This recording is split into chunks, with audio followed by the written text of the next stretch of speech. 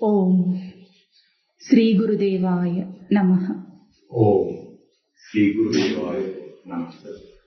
భజ గోవిందం భజ గోవిందం భజ గోవిందం భజ గోవిందం గోవిందం భజ మూఢమతే గోవిందం భజ మూఢమతే సంప్రాప్తే సన్నిహితే కాలే సంప్రాప్తే సన్నిహితే కాలే నహి నహి రక్షతి డుక్రైకరణే నహి నహి రక్షతి దుఃఖీకరణే కామం క్రోధం లోభం మోహం కామం క్రోధం లోభం మోహం త్యక్త్వా ఆత్మానం పశ్యతి సోహం.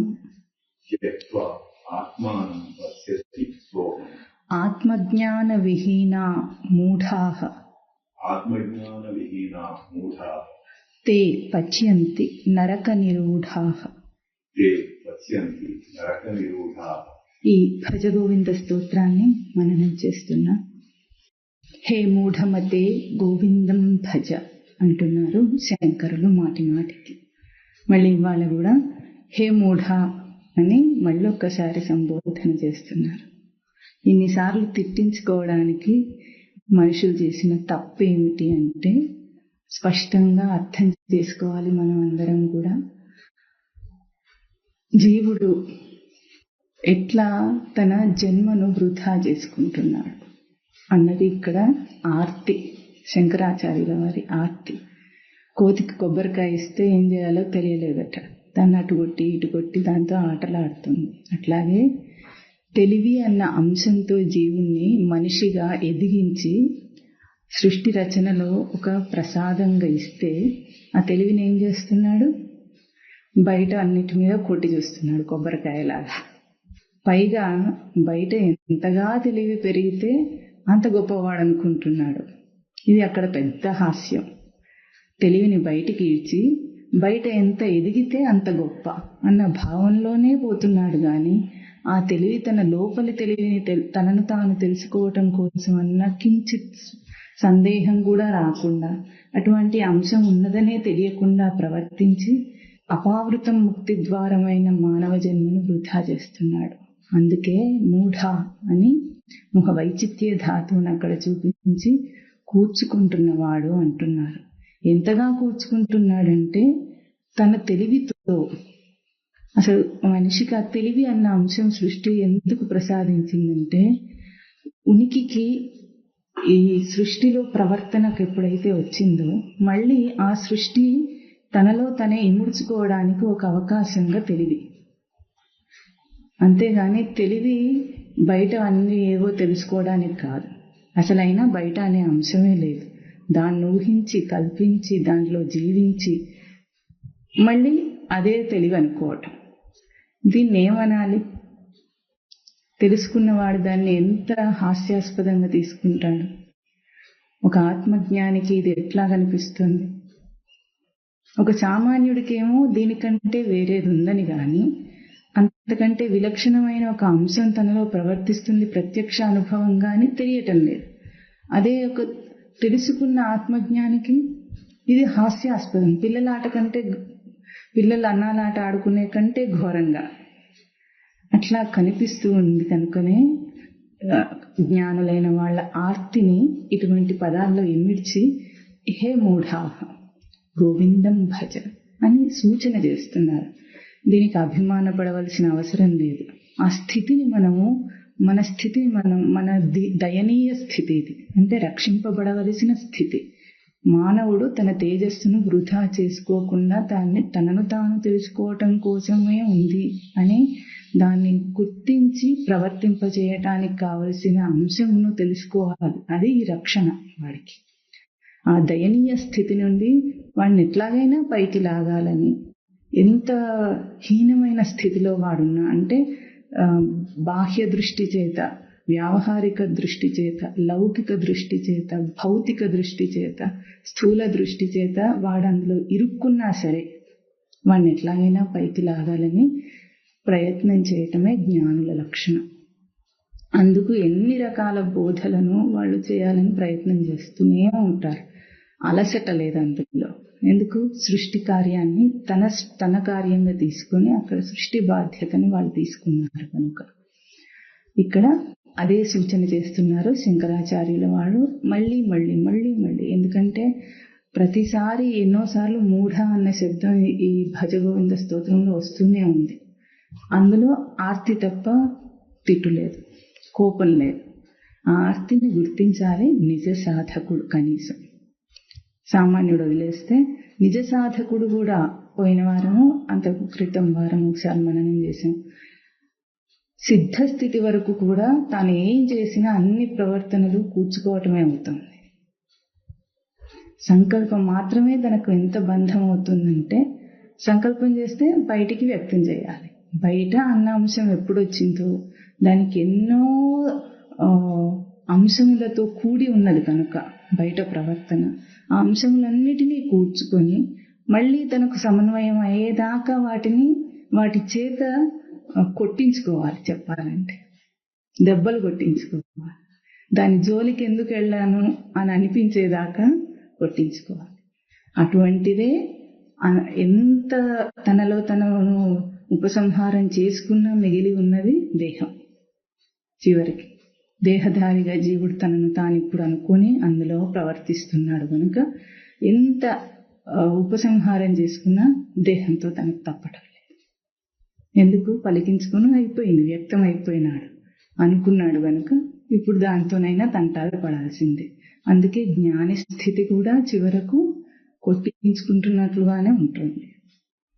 పూర్తిగా దేహ విలక్షణంగా బ్రతుకుతున్నాడా అంటే ధారణలో దేహ విలక్షణమే, కానీ దాన్ని బయటికి ప్రవర్తింపచేయాలంటే దేహంతో పని ఉంది. అది ఒక అవకాశంగా తీసుకుని ఆ అవకాశాన్ని పోషిస్తున్నారు కనుక ఈ బాధ.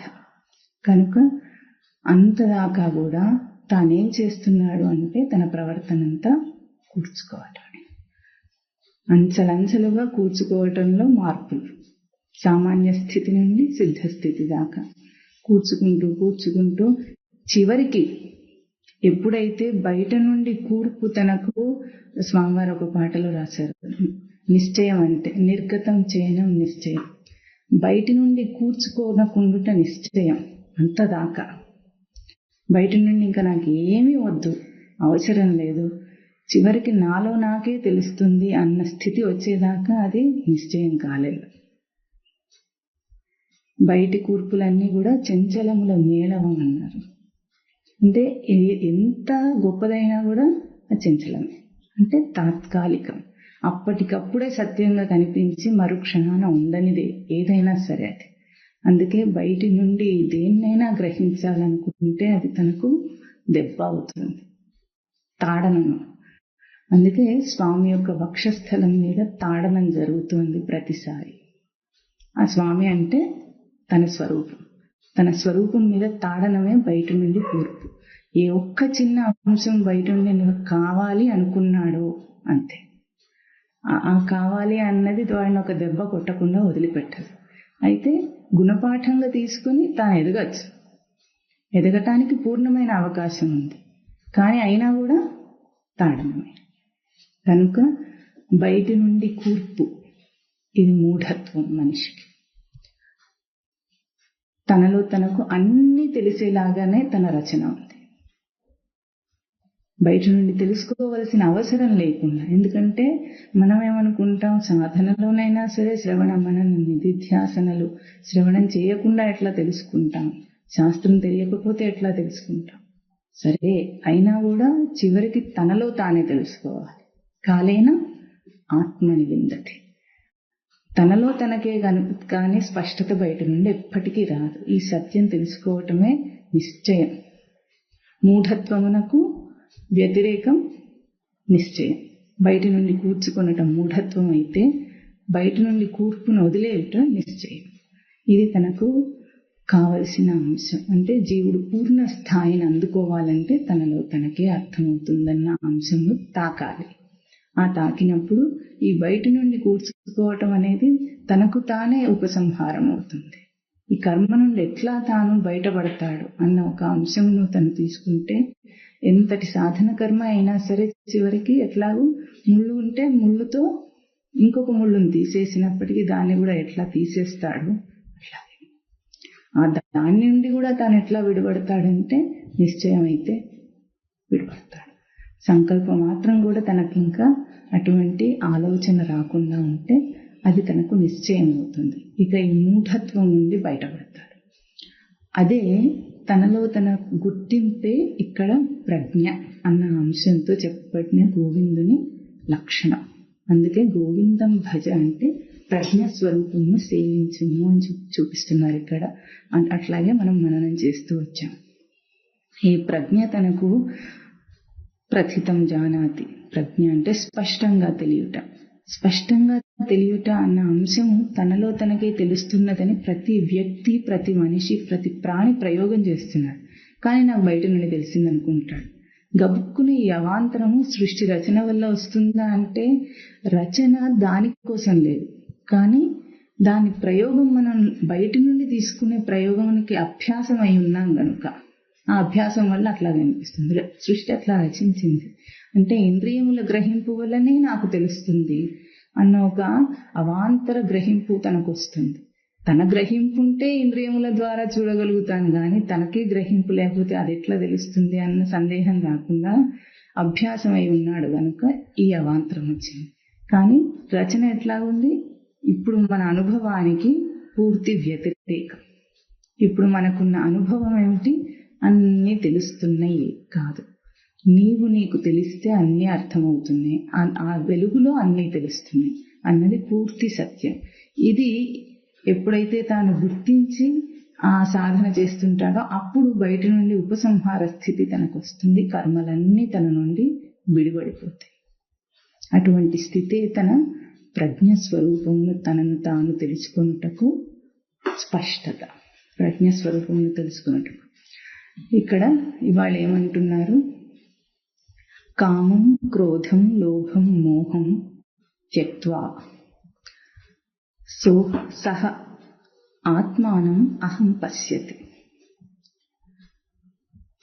ఇక్కడ ఈ 4 అంశములు చూపించి కామక్రోధ లోభ మోహములు అని అంటే అరిషడ్ వర్గాలు మొత్తం చూపించినట్లే 6 కూడా కామక్రోధ లోభ మద మాత్సర్యములు ఈ 6 చూపించినట్లే.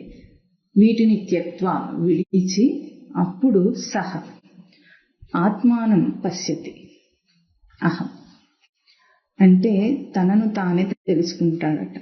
ఇప్పుడు స్పష్టమైన అక్కడ సూచన ఏమిటంటే తనను తాను తెలుసుకోలేకపోవటానికి కారణం ఏమిటి?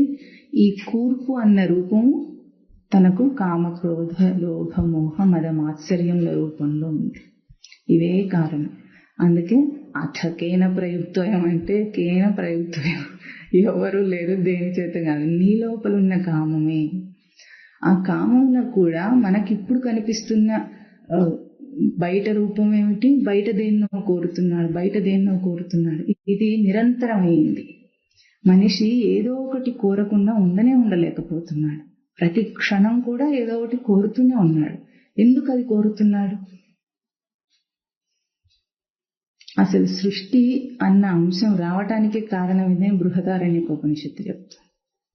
బయట ఏది లేనప్పుడు, ఉనికి మాత్రమే ఉన్నప్పుడు ఒక కోరిక అన్న అంశం అంటే బయటి నుండి ఒకటి కావాలి అన్న అంశం వచ్చిన దాన్ని ఇక్కడ ఏం చూపించారు?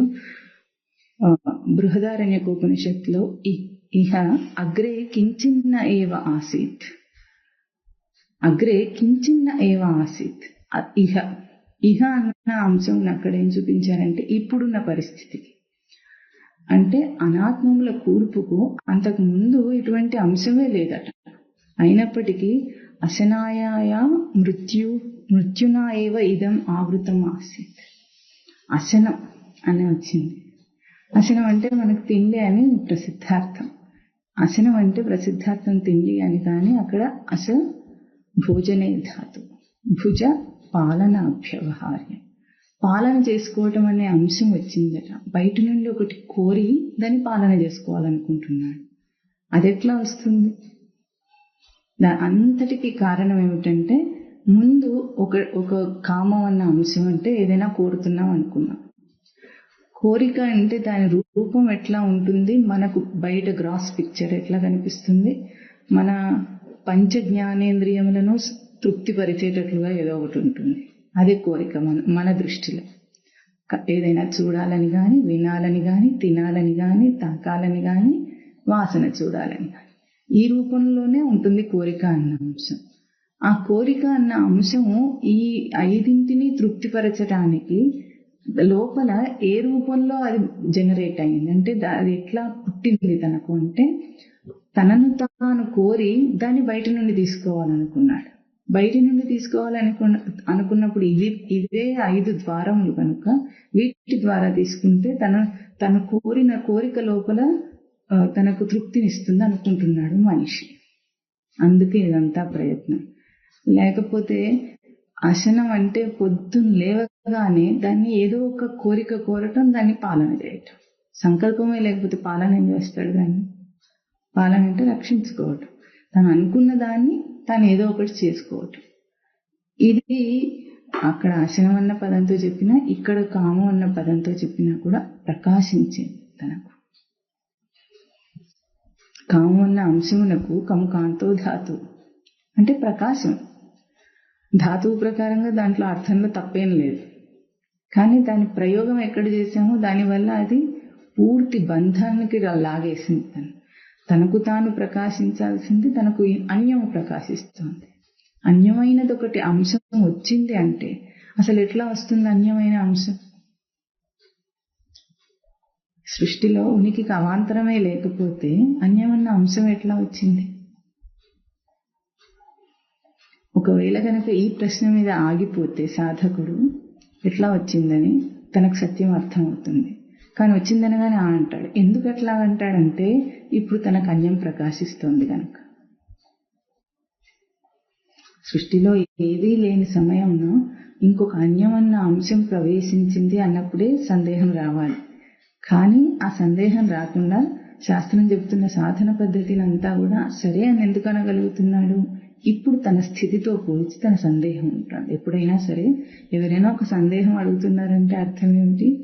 తన స్థితితో పోల్చి దాన్ని సమన్వయం చేసుకుంటాడు. చెప్పబడిన వాక్యములు కానీ బోధను కానీ దాన్ని సమన్వయం చేసుకుని తన స్థితితో సందేహాన్ని అడుగుతాడు. సందేహం అక్కడ బోధవాక్యంలోనూ లేదు, ఇంకెక్కడా లేదు. ఎక్కడుంది? తన స్థితితో పోలిక అక్కడ. అప్పుడు వ్యక్తం చేస్తున్నది బోధలోని సందేహాన్ని కాదు, తన స్థితి తనకు అక్కడ అర్థం కావాలి. ఎటువంటి సందేహం వస్తే అటువంటి స్థితి అని తనకు స్పష్టమవుతుంది. దాన్ని బట్టి తను అంచనా వేసుకోవాలి, నేను ఎటువంటిది అడుగుతున్నాను. ఆ స్థితి అంటే ఇప్పుడు తనకు ఎప్పుడైతే ఈ సందేహం వచ్చిందో అన్యమైంది ఎట్లా వస్తుంది అని అప్పుడు ఈ జగత్తు యొక్క సత్యత్వం అర్థమైపోతుంది. కానీ ఇది అందరూ వేసుకునే ప్రశ్నగా వచ్చిందంటే సరే అండి, బుద్ధిమంతులు. ఎందుకు? ఇప్పుడు అందరికీ అదే తోస్తోంది కనుక, జగత్తు సత్యమనే తోస్తోంది కనుక ఈ జగత్తులో కామం వచ్చింది అని, అన్యమైంది ఒకటి ప్రకాశించింది అనగానే సరే అంటాడు. ఆ ప్రకాశించిన దాన్ని ఇప్పుడు ఎప్పుడైతే రక్షించుకోవాలనే ఒక ప్రయత్నం చేస్తున్నాడో ఆ రక్షణ ప్రయత్నంలోనే తన పూర్ణమైన తేజస్సును బయటికి తీసుకుంటాడు. ఎందుకంటే తనలో తను చాలా సమర్థవంతమైన తేజస్సుతో ఉన్నాడు. ఎంత మొత్తం సృష్టి యొక్క రచన సామర్థ్యం అంతా తనలో నిండి ఉంది. అటువంటి గంభీరమైన తేజస్సును తనకు కలిగిన ఒక్క అన్యమైన ప్రకాశం ఉన్నందు ప్రయోగిస్తాడు. అంటే ఒక కోరికను రక్షించుకోవడానికి ఎంత ప్రయోగం చేస్తున్నాడు, ఎంత తేజస్సును ప్రయోగం చేస్తున్నాడంటే పిచ్చుక మీద బ్రహ్మాస్త్రం. అల్పమైన కోరికను తీర్చుకోవడానికి నేను అన్న తేజస్సుని ఇస్తాడు, దాని ప్రయోగం చేస్తాడు. అటువంటి ప్రయోగం గనక చేయకపోతే జగత్ ఇంత పెద్దగా విస్తరించేది కాదు. మనిషి చేసిన అన్ని ప్రయోగాలు, మనిషి తెలివి బయటికి ఇడ్చి ఇంత గొప్ప అని చూపించిన అన్ని ప్రయోగాల వెనుక ఏమిటంటే పిచ్చుక మీద బ్రహ్మాస్త్రం వేశాడు. ఎందుకంటే తనకు అదొక్కటే ఉంది, బ్రహ్మాస్త్రమే కానీ వేరే మామూలు చిన్న చిన్నవి ఏం లేవు వీడి దగ్గర. ఎంత చిన్న కోరికను సంతృప్తి పరచాలన్నా ఆ బ్రహ్మాస్త్రమే వేయాలి. అట్లా వేసి ప్రతి చిన్న అన్యమైన ప్రకాశమును రక్షించి రక్షించి రక్షించి పోషించాలనుకున్నాడు. ఈ క్రమంలో వచ్చినవే కామ, క్రోధ, లోభ, మోహ, మద, మాత్సర్యం. ఎప్పుడైతే ఇది చేయలేకపోయాడో అప్పుడు వాడి కోపం అనే అంశం ఇంకొక అన్యప్రకాశం. కామమే తనకు ఒక అన్యప్రకాశం. ఆ అన్యప్రకాశమును తృప్తి పరచలేకపోతే ఇప్పుడు క్రోధం అనే ఇంకొక అన్యప్రకాశం వస్తుంది. అంటే తన తేజస్సునే కామం అనే అంశం మీద ప్రయోగించాడు. అది పొందాలనుకున్నాడు. తనకు తాను అర్థం కాలేదు. అర్థం కాక బయటిది పొందలేకపోయానని అనుకుని తన తేజస్సునే ఇంకా ఎక్కువగా ప్రయోగిస్తున్నాడు. దుష్టపు ప్రయోగంలో విపరీతం చేసుకుంటున్నాడు. అంటే బాగా తెలివి ఎక్కువై బయటికి ఈడుస్తున్నాడు అన్నమాట తనను తాను. ఆ ఈడ్చటం ఎక్కువ అవుతుంది. అది క్రోధం అయింది తనకు. క్రోధం అంటే ఎట్లాగూ తననే పొందాలనుకుని పొందలేక ఆ తనను పొందలేని అసంతృప్తిని బయటికి ఈడ్చి ఇంకా ఎక్కువగా ప్రయోగిస్తున్నాడు. ఇప్పుడు కూడా తన దగ్గర ఉందేమిటి? బ్రహ్మాస్త్రమే. అంటే ఎదగటానికే అక్కడ అవకాశం కానీ ఇంకొకటి లేదు. దాన్నే ఇంకా ప్రయోగిస్తున్నాడు. అందుకు కదా ఇప్పుడు మనిషి ఇప్పుడు ఇంత బయట విశ్వాన్నంతా నేను తెలుసుకుంటున్నాను అనుకుని మోసపోతున్నాడు. ఇంతకు తననే తెలుసుకోనకుండా బయటనంతా తెలుసుకుంటున్నాను అనుకుని మోసపోయేది ఎందుకు? బయటికి ఈడవటంలో ఎక్కువ ప్రావీణ్యత వచ్చింది వీడికి. ఆ ప్రావీణ్యత ఎప్పుడొచ్చిందో తనకు అంత దూరం అవుతున్నాడు. చదువులు చదివి విర్రవీగి అభిమానంలో మేడలు కట్టి బయటితోనే హోదాలన్నీ, లోపలి తనకు గుర్తింపు లేదట. అంటే బయటికి ఈడవటంలో ప్రావీణ్యత వచ్చి ఎప్పుడైతే అంటే కోపం అంటే మనం ఏమనుకుంటాం, బయట ఒక విషయంలో వచ్చే పరిణామం అనుకుంటున్నాం. కానీ తన మీద తనకే క్రోధము బయట ప్రవర్తిస్తున్నాడు, ప్రయోగించి అక్కడ ప్రవర్తింపజేస్తున్నాడంటే అర్థం ఏమిటి? తనను కోపగించుకుంటున్నాడు. అందుకే పోయిన వారం శ్లోకంలో ఎట్లా వచ్చింది? అసహిష్ణు అన్న పదంతో స్వరూపం మీద ఓర్పు లేక, తితిక్ష లేక, తనను తాను కోపగించుకుంటే గాని అంతగా బయటికి రాలేడు. మన బయటి ప్రవర్తనలో ఏదైనా సరే పట్టుదలతో వెళ్ళిపోయామంటే దానికి అర్థం ఏమిటి? తన మీద తనకు అంత కోపం వచ్చిందని అర్థం. వెళ్ళి ఇప్పుడు ఏం చేస్తాడు?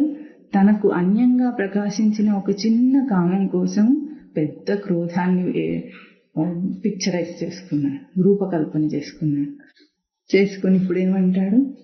అది శాశ్వతం కావాలంటాడు. ఎందుకు? తను సాధించాడు. అది దేంతో సాధించాడు? తనకున్న బ్రహ్మాస్త్రం ఏమిటి? నేను అన్న అంశాన్నే ప్రయోగించాడు, ప్రజ్ఞ అన్న అంశంనే ప్రయోగించాడు.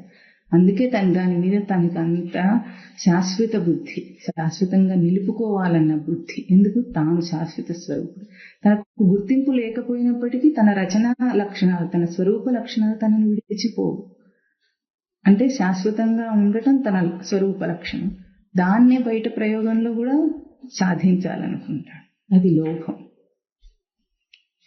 తానేదే ఏ చిన్న కామమును, అన్యప్రకాశంను రక్షించుకోవాలనుకున్నాడో దాన్ని రక్షించలేక తన స్వరూపాన్ని ఇంకా బయటికి ఈడ్చి క్రోధం చేసుకున్నాడో ఆ క్రోధమును శాశ్వతం చేసుకోవాలని ప్రయత్నం చేస్తున్నాడు. అంటే పట్టుదల. ఎట్లా? దీన్ని ఎట్లాగైనా నేను ఉంచుకుంటానంటాడు. ఏది? తాను ఏర్పరచుకున్న తన సంసార సుఖాన్ని ఎట్లాగైనా నిలుపుకోవాలని ప్రయత్నం చేస్తాడు. తాను దైహికంగా ఏ దేహంను అవకాశముల కూర్పుగా తెచ్చుకున్నాడో దానితో బయట ఇంద్రియార్థముల చేత, అంటే బయట ఇంద్రియముల ద్వారా వచ్చే స్పర్శల చేత ఏ సుఖాన్ని అనుభవిస్తున్నాడో వాటినన్నిటినీ నిలుపుకోవాలన్న ప్రయత్నం చేస్తాడు. ఇది లోభం మనిషి. అంటే ఇవన్నిటికీ కారణం ఏమిటి? తన శాశ్వత బుద్ధి. ఆ బుద్ధినే ప్రయోగిస్తున్నాడు, నిలుపుకోవాలనుకుంటాడు. ఏ ఒక్క చిన్న అంశం కూడా తనకు సహకరించదు. ఒక్కటంటే ఒక్కటి, ఏ ఒక్క ప్రయోగంలో కూడా ఇది శాశ్వతంగా ఉంటుంది అన్నది లేదు సృష్టిలో. ఎంత ప్రయత్నించినా తన చేత వద్దనే అనిపిస్తుంది. ఎంత దాన్ని నింపాలని ప్రయత్నించినా చిల్లుల బుట్ట లాంటిది, దానికి తృప్తి అనేది లేకుండా ఉంది. అగ్నిలో ఆజ్యం వేసినట్లుగా ఎప్పటికీ తృప్తి అనేది రాకుండా ప్రతి చిన్న అంశం తనకు బుద్ధి చెప్తుంది. వీడేం చేస్తాడు? నువ్వెంత చేసినా సరే పట్టుదల, లోభం, నేను నిన్ను శాశ్వతం చేసి తీరుతానంటాడు. నా వల్ల కాదంటుంది అది. ఇద్దరికి పోటీ. ఎంతగా పోటీ అంటే ప్రతిసారి ఓడిపోయినా, ఒకసారి మామూలుగా లౌకికంగా లోకంలో దేంట్లోనైనా ఓడిపోతే ఏం చేస్తాడు? బుద్ధి తెచ్చుకుంటాడా లేదా? బుద్ధి తెచ్చుకొని ఏం చేస్తాడు? అయితే లౌకికంగా దాన్ని ఇంకా బెటర్గా చేయాలని, ఇంకా బాగా చేస్తే గెలుస్తానని అనుకుంటాడు. పట్టుదల ఉన్నవాడు లోటుపాట్లను తెలుసుకునే ప్రయత్నం చేస్తాడు. అది లౌకికమైన ఉపమానంలో సరిపోయింది, అంటే లౌకికమైన సాధింపుకు. కానీ ఇక్కడ ఆ లోటుపాట్లు ఎక్కడున్నాయో తెలియటం లేదు తనకు. బయట లోటుపాట్లను సర్ది తను అక్కడ గెలవాలనుకుంటాడు. కానీ లోటుపాట్లు ఎక్కడున్నాయి? తన గ్రహింపులో ఉన్నాయి. తాను తృప్తిపరచాలనుకుంటుంది లోపల దాన్ని తెలిసేదాకా బయట ఎంత పట్టుదలతో ఎంత సాధించినా కూడా తృప్తి మాత్రం రాదు. ఎప్పుడైతే లోపలి అంశాన్ని నేను తృప్తిపరచాలనుకుంటున్నానో అది నా వెల్తి అని ఎప్పుడు గుర్తిస్తాడో అది తొందరగా నిండిపోతుంది. ఇంత అక్కర్లేదు దానికి, ఇంత ప్రయోగం అక్కర్లేదు, ఇంత ప్రయత్నం అక్కర్లేదు. కానీ వాడికి ఆ విషయం తెలియదు. తెలియనంతసేపు పట్టుదల ఉంది. అందుకే బయట ఏమంటారు? పట్టుదలతో సాధించాలి. పట్టుదలతో బయట విషయాలను సాధిస్తావు, మంచిదే. కానీ వెలితి తీరటం లేదు కదా, శాశ్వతత్వం దానికి రావటం లేదు కదా. లోటుపాట్లు అక్కడ లేవు, ఇక్కడున్నాయి. ప్రయోగ స్థానంలోనే లోటుంది. అది తెలిస్తే దృష్టి మారుతుంది. ఎప్పుడు దృష్టి మారిందో బయటిది సాధించకపోయినా సరే లోపల సాధించగలడు వాడు. బయటి సాధింపుతో ప్రస్తావన కాదు, అక్కడ ఇంతకి చేయాలా వద్దా అన్నది అక్కడ ప్రశ్న కాదు. ఎందుకంటే అసలు సత్యమే కాదు కనుక. అక్కడ చేయగలిగినా చేయలేకపోయినా తన లోపల వెళ్తే తీరితే అది నిండినట్లు సంతృప్తి. కానీ అది తీరకపోతే బయట ఫెయిల్యూర్ అయినా ఒకటి, తను పొందిందైనా ఒకటి, సాధించిందైనా ఒకటి, రెండు ఒకటి అవుతున్నాయి కనుకనే ఆ వెల్తి తనను డ్రైవ్ చేస్తుంది. ఇంకా ఇంకా ఇంకా ఇంకా ఇంకా ఇంకా అడుగుతూనే ఉన్నాడు. లోభం తనకు. ఇంకా మోహం. మోహం అంటే మామూలుగా దాని మీద ప్రీతి అని, తానేది పొందాడు అని అనుకుంటున్నాడు, దాని మీద ప్రీతి అనుకుంటాడు. ఆ ప్రీతి అంటే ఇక్కడ మోహ వైచిత్యం, మోహ శబ్దానికి కూడా. అంటే ఏం చేస్తాడు? ఇప్పుడు మనం ఏదైనా జాగ్రత్తగా ఉంచాలనుకున్నాం అనుకోండి,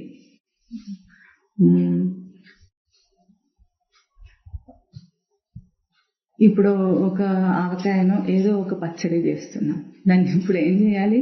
దాన్ని జాగ్రత్తగా బయటి ఆవరణ దోషాల నుండి మనం రక్షించాలి, లేకపోతే అది పాడైపోతుంది అని ఒక సెన్స్ ఉంటుంది. ఇప్పుడు దానికి ఏం ప్రయత్నం చేస్తాడు? బయట గాలిలోంచి వచ్చే దోషం కానీ, ఎటువంటి బయట వాతావరణపు దోషాలు కానీ దానికి అంటకుండా దాన్ని భద్రపరుస్తాడు. ఇప్పుడు ఆ భద్రపరచటంలో దీన్ని కూడా కవర్ చేస్తాడు. గట్టిగా జాడీల్లో పెట్టి, బట్ట కట్టి, దానికి తాడులు కట్టి, మూత పెట్టి లోపలెక్కడో భద్రంగా పెడతారు. అశుచిగా ఉన్నప్పుడు తానే తగలకుండా, అశుచి దానికి స్పృశించకుండా. ఇట్లా ఆవరణలు వేసి దాన్ని భద్రపరచాలని అనుకుంటాం బయట ఏదైనా రక్షించాలంటే. ఇప్పుడు తాను రక్షించుకోవాలనుకుంటున్న లోభం యొక్క రూపం ఏమిటి? అశాశ్వతమైన దాన్ని శాశ్వతం చేయాలనుకుంటున్నాడు. ఇప్పుడు దాన్ని రక్షించే ప్రయత్నం చేస్తాడు. ఇంకా కూర్చుకుంటాడు, ఇంకా ఇంకా భావాలను కూర్చుకుంటారు. దాని తర్వాత వాక్యం వస్తుంది, నరక నిరూఢాః పచ్యంతి. కుకప్ చేసుకుంటాడు. వాడి భావాలను ఇంకా ఇంకా గట్టిపడేటట్లు కుకప్ చేసుకొని దాన్ని రక్షించాలనుకుంటాడు. ఎంతసేపటికి ఇదే ప్రయత్నం. పైగా ఇదంతటినీ కూడా లౌకికమైన ఒక తెలివితేటలే అని లోకం సమర్థిస్తోంది, వాడి భావాలు కూడా సమర్థిస్తున్నాయి. ఇట్లా ఉంటేనే సరిగ్గా జరుగుతుంది. కుకప్ చేసుకుంటున్నాడు, పచ్యంతి, వండుకుంటున్నాడు తన భావాలను. ఎట్లా వండుకోవడం అంటే ఏం చేస్తాం మనం? వండుకున్నది ఎంతదాకా వండుతామంటే మనం గ్రహింపయోగ్యం అయ్యేదాకా. అన్నం వండుతున్నాం అనుకోండి, ఎట్లా బిరుసుగా తినేవాళ్ళు కాసిన నీళ్లు పోస్తారు, మెత్తగా తినాలంటే ఎక్కువగా నీళ్లు పోస్తున్నాడు. అంటే వాడికి గ్రహింపయోగ్యం అయ్యేదాకా దాన్ని వండుతాడు. అది కుకప్ చేసుకోవటం. అంటే వాడి భావాలను అట్లా గట్టిపరుస్తున్నాడు. నరక నిరూఢ. అట్లా ఇప్పుడు మోహం కూడా అంతే. లోభము ఏది సాధించానో, శాశ్వతంగా దీన్ని నిలుపుకోవాలనుకుంటున్నాను అన్నాడో దానికోసం ఎన్నిటినైనా చేస్తాడు. దానికి మంచి ఉదాహరణ ఈరోజు సైంటిస్ట్. ఎందుకంటే బాగా తెలివిగానే ప్రయోగం చేస్తున్నాడు. కానీ దాన్ని రక్షించాలని బయట మెటీరియల్తో ఎంతగా వాదనలోకి దిగుతాడంటే అది ప్రమాణం అంటాడు. రామకృష్ణ పరమహంస ఒక ఉపమానం చెప్తారు దీనికి. ఏమంటారంటే, ఒక అతను, ఇద్దరు వ్యక్తులు ఉన్నారు. ఒకతను ఏమంటాడు, ఇందాకనే ఒక బిల్డింగ్ కూలిపోవటం చూశాను, నేను ఒక భవనం కూలిపోవటం చూశాను అంటాడు. ఇతను పక్కకున్న వ్యక్తి ఏమంటాడంటే, నువ్వు చెప్పింది సత్యమని నేను ఎట్లా నమ్ముతాను, ఒక నిమిషం ముందు నేను న్యూస్ పేపర్లో చూసి వస్తాను అంటాడు. న్యూస్ పేపర్లో కనుక అది ప్రింట్ అయితే అది సత్యమైన వార్త, లేకపోతే కాదంటాడు. అంటే నువ్వు ప్రమాణం ఏమిటి అక్కడ? అతనికి వార్త రావాలి.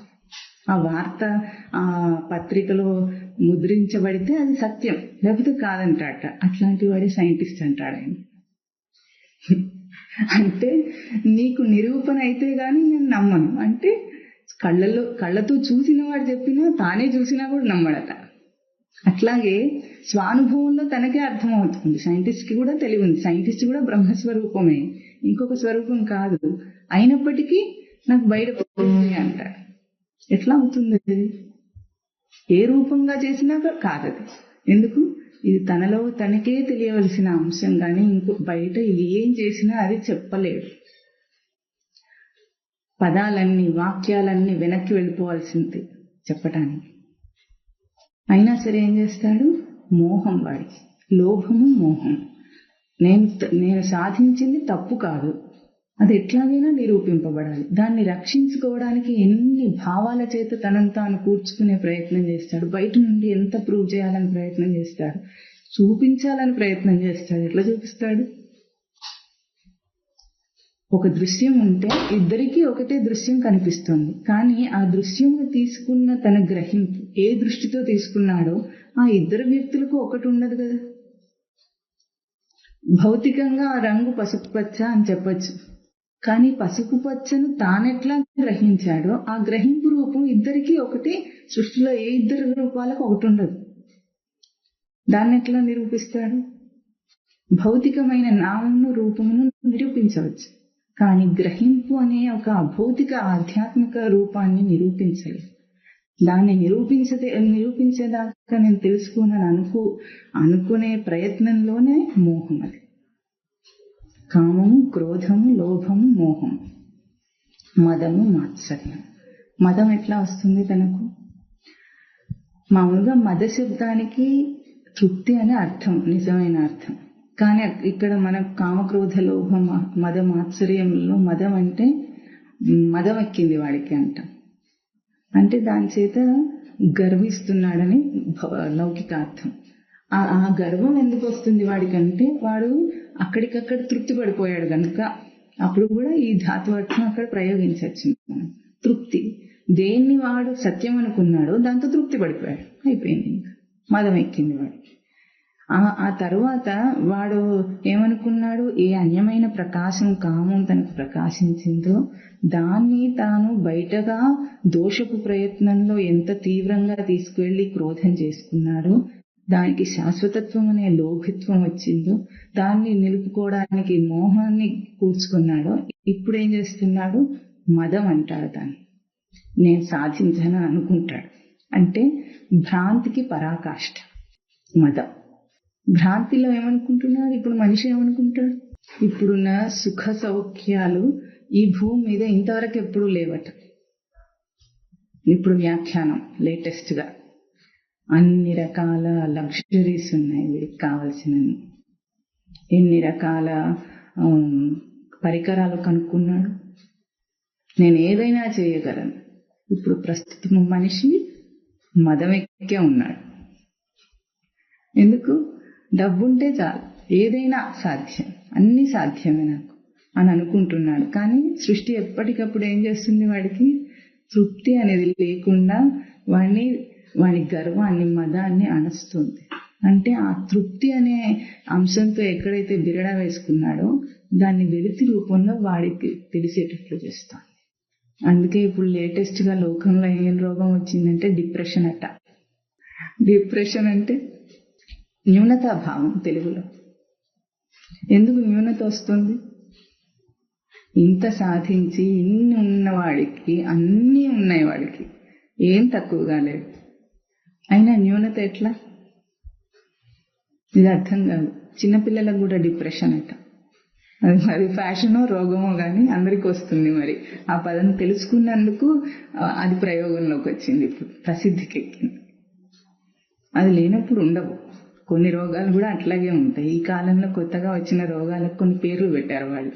ఇదివరకు కూడా ఆ సమస్యలు ఉంటాయి, కానీ ఆ సమస్యకి ఇప్పుడు ఒక టెస్ట్ పెడతారు. ఆ టెస్ట్ ఒక పేరు, దానికి నామకరణం చేశారు కనుక ప్రతి ఒక్కరికి టెస్ట్ చేస్తే అది ఉంటుంది. లేకపోతే ఇదివరకు కూడా సమస్య ఉంటుంది, దాన్ని పెద్దగా పట్టించుకునే అవసరం కూడా ఉండదు. అయినా సరే ఇప్పుడు అట్లాగే స్త్రీలలో పీసీఓడి, అందరికీ ఉందట పీసీఓడి. ఎవరిని కదిలించినా ఉంటుంది. అంటే ఋతుక్రమం సరిగ్గా ఉండకపోవటం. అది ఇదివరకు కూడా అనాదిగా ఉన్న సమస్యే, కానీ ఇప్పుడు దాన్ని ఒక పెద్ద పిక్చర్ లో చూపించి దీన్ని ఒక పెద్ద రోగంగా చేసి దానికి కొన్ని టెస్టులు పెట్టి ఈ నిత్యం టెస్ట్లే టెస్ట్. ఇటువంటివి ఎట్లా వస్తాయంటే ప్రసిద్ధం అవుతాయి లోకంలో. ఈ న్యూనత కూడా అట్లాగే ప్రసిద్ధమైంది.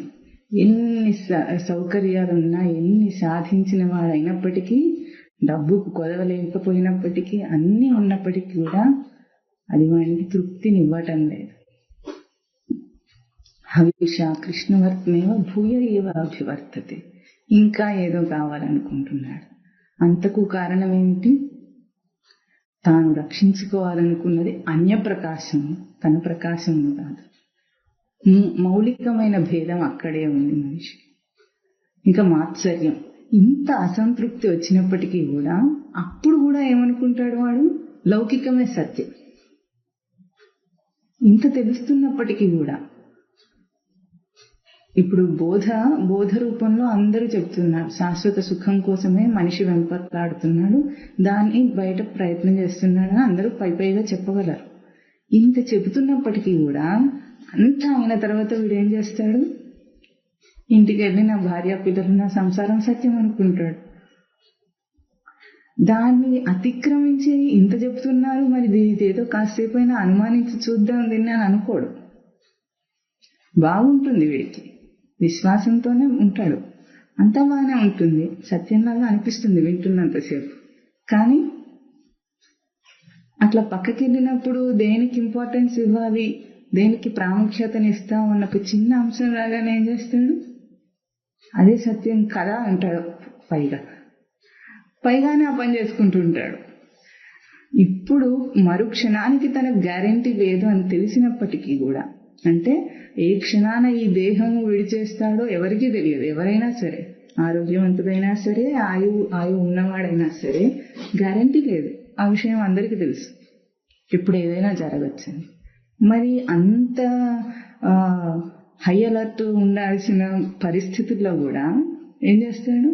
తాపిక సాధన చేసుకోవచ్చు అనుకుని సంసారంలో ఈతి బాధలను వాటిని సాటిస్ఫై చేసే ప్రయత్నం చేస్తాడు.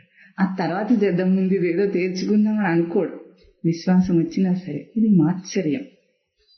మాత్సర్యం అంటే లౌకిక భావం ఏమిటి? తనకు ఓర్వలేకపోవటం, ఇతరం ఓర్వలేకపోవటం. ఇప్పుడు స్వరూపం మీదనే ఓర్పు లేదు వీడికి. స్వరూపం సత్యమని నిరూపింపబడుతున్న విషయాలన్నీ అదే నిరూపిస్తున్నప్పటికీ, సాధకుడుగా ఉండి శ్రవణం చేసి విశ్వాసం కూడా కలుగుతున్నప్పటికీ కూడా ఇంకా తాపిగానే ఉంటాడు. నెమ్మదిగా చేయొచ్చు. ఏం చేస్తాడు? నెమ్మదిగా ప్రవచనం వినకపోయినా సరే, ఇంకేదైనా చేయకపోయినా సరే, ముందేం కావాలి? ఇప్పుడున్న లౌకిక స్థితిగతులను సర్దుకోవాలి. ఇదే సత్యం. దాని ఎమర్జెన్సీ, అత్యవసర పరిస్థితి వీడికి అర్థం కావటం లేదు. ఇంకెవరు సహాయం చేయగలరు వీడికి? తనకు తాను తెలియకపోవటానికి ఈ ఆరే కారణం. ఏ ఒక్క చిన్న అన్యప్రకాశం తనకు వచ్చిందో అక్కడ మొదలైంది తన కథ. దాన్ని రక్షించుకునే ఆ ప్రయత్నమే మోహం తనకు. ఎంత చివరి దాకా అంటే స్వరూపం మీదనే ఓర్పు లేని స్థితికి తీసుకెళ్ళింది తన ఆ చిన్న అన్యప్రకాశం. కామము మాత్సర్యం దాకా వెళ్ళింది. మనమేమనుకుంటాం, ఎవరినో ఓర్చుకోలేదేమో అనుకుంటున్నాం, వాడి మీద వీడికి ఈర్ష్య కలుగుతుందేమో అని అనుకుంటున్నాం. నీ మీద నీకున్నంత ఈర్ష్య ఇంకెవరి మీద ఉండదు. ఓర్పు లేనితనం ఎవరి మీద ఉండదు. జీవభావాన్ని రక్షించుకునే ప్రయత్నం ఇది. కనుక ఈ ఆరింటిని, కామం, క్రోధం, లోభం, మోహం, ఇక్కడ లోభం దాకానే చూపించారు, మోహం దాకా మదం, మాత్సర్యం, వీటిని త్యక్త్వా విడిచిపెట్టి, అసలు విశేషం ఏమిటంటే ముందు ఈ ఆరింటిని విడిచిపెడితే గాని అప్పుడు తనను తాను తెలుసుకోవటం అనే అంశం నాకు రాడు. అంటే ఏ ఒక్క చిన్న సంకల్పం వచ్చినా సరే అది తనకు అన్యమైన ప్రకాశం అని ముందు గుర్తించాలి. తనలో తనకు తెలియటం అన్నది బయటికి ప్రకాశంగా ఉండదు ఎప్పుడూ కూడా. అది ఆంతరంగిక తృప్తి. బయటిగా ఏదైనా వచ్చింది, ఒక ఐడియా అన్నా కూడా అదేదో సాధనలో ఇంకొక భావం స్ఫురించి నేను ప్రవర్తింపజేసి చూస్తానని అన్నప్పుడు కూడా అది అన్యప్రకాశమే. కేవలం తనలో తనకు తెలియటం అన్న దాని నుండి బయటికి రావటమే అవుతుంది. కాకపోతే ఇది తనను ఎదిగేటట్లు డ్రైవ్ చేస్తుంది, లౌకికానికంటే కాస్త మంచిది. అయినా కూడా తనలో తనను తెలుసుకోవటం అన్న అంశము పూర్తి ఆంతరంగిక. దానికి బయటికి ప్రకాశించవలసిన అవసరం లేదు. సూర్యుడి యొక్క ప్రకాశం సూర్యుడి స్థానంలో ఎట్లా తనకు తెలుస్తుంది, మనకెట్లా తెలుస్తుంది? సూర్యరశ్మి రూపంలో తెలుస్తుంది. కానీ సూర్యుడి స్థానంలో సూర్యుడి యొక్క అనుభవం ఏమిటి? సూర్యుడు అంటే సైన్స్ ప్రకారం ఏమిటి? Ball of burning gases. అంటే తన లోపల ఉన్న వాటన్ని వాయువులను బంధించి పెట్టాడు. సూర్యుడి యొక్క అనుభవము మనకు కనిపించే సూర్యప్రకాశం కాదు. ఎప్పుడు తనలో తాను కట్టుబడి ఉన్న ఒక అనుభూతి సూర్యుడి స్థానం. అది లోకాన్నంతా ప్రకాశింపజేయగలదు. సూర్యుడికి మనం సూర్య వెలుగు కాంతిని చూసినట్లు అనుభవం లేదు అక్కడ. అట్లాగే తనలో తనకు తెలియటం అనేది అంత గంభీరమైన అనుభూతి తనకు. బయటగా ఏదొచ్చినా సరే దీని రూపం వేరు, తన అనుభవం వేరు. ఎట్లాగంటే ఒక జ్ఞాన స్థితితో పోల్చుకుంటే తన నుండి ఎన్నో భావాలు రావచ్చు, బోధవాక్యాలు రావచ్చు, ఎన్నో రావచ్చు, కానీ అవన్నీ బాహ్య రూపం. ఇప్పుడు జ్ఞాని యొక్క అనుభవ స్థితి ఏమిటి? ఎట్లా ఉంటుంది? సూర్యుడి అనుభవ స్థితిలాగా తనకు తాను కట్టుబడ్డ గంభీరమైన స్థానంలో ఉన్నాడు. అది అంతే తనకు తెలుస్తుంది. బయటికి వెలువడిందంతా కూడా ఏ రూపము? సూర్యరశ్మిలాగా అందరికీ వెలుగునిస్తుంది. అట్లాగే బోధ అన్నది తన అందరికీ వెలుగునిస్తుంది. జ్ఞాని నుండి ప్రసారమైంది. కానీ తన అనుభవ స్థానంలో తనకు అర్థమవుతున్నది, అనుభవంలో అనుభూతిలో ఉన్నది ఈ రూపంలో ఉన్నది. ఇది బాగా గుర్తించాలంటే దీనికి మళ్ళీ మంచి ఉపమానం, మనకు భౌతికంగా అర్థమయ్యే ఉపమానం ఏమిటి?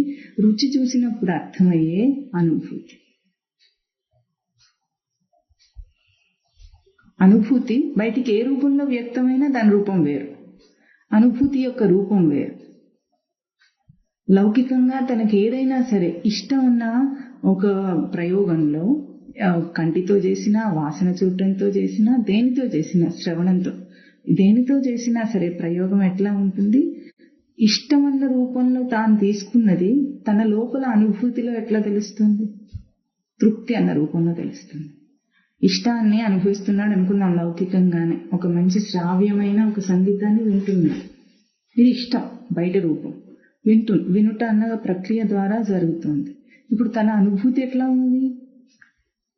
పాట ఇష్టమన్న రూపంలో అనుభూతి లేదు. ఎట్లా ఉంటుంది?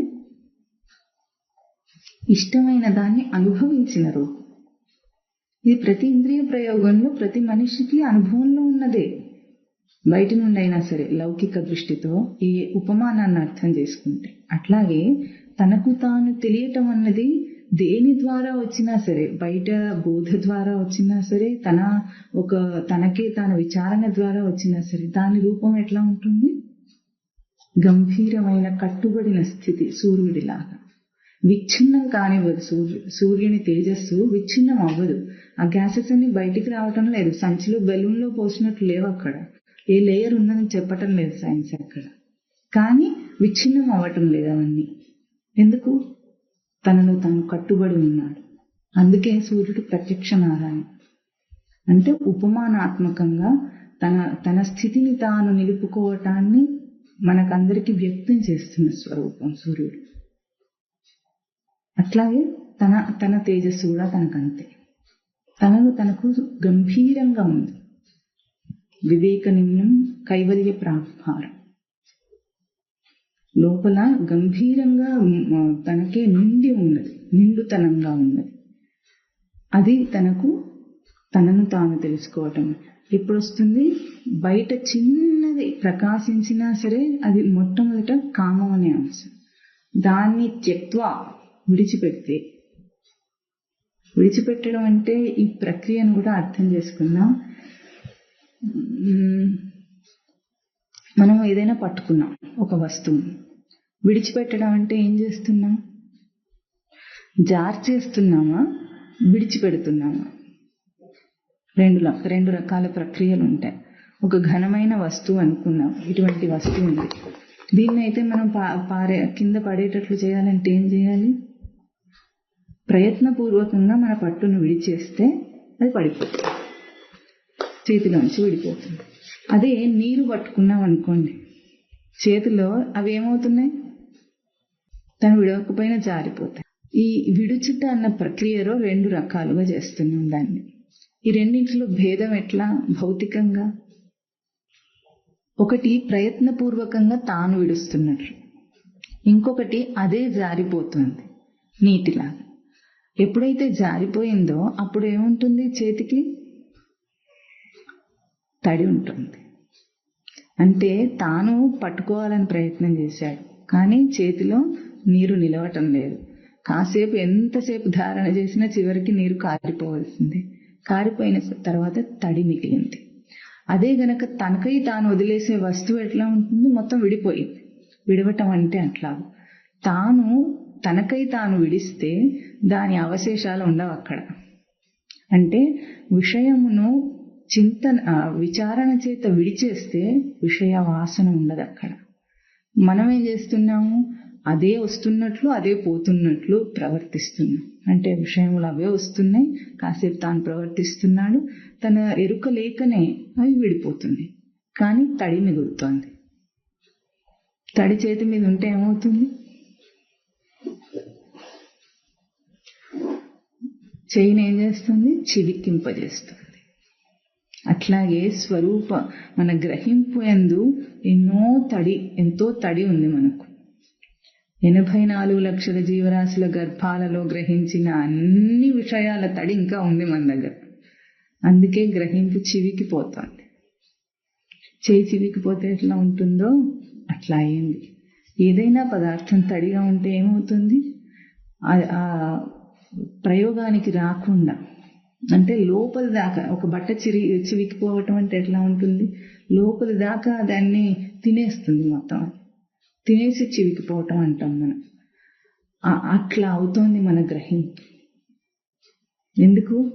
త్యక్త్వా అన్న పదాన్ని మనం ఎరుకలో ఉండి చేయటం లేదు. ఎరుకలో ఉండి చేస్తే ఎట్లా ఉంటుంది? ఏదైనా వస్తువు పట్టుకొని విడిచినంత సులభంగా ఉంటుంది.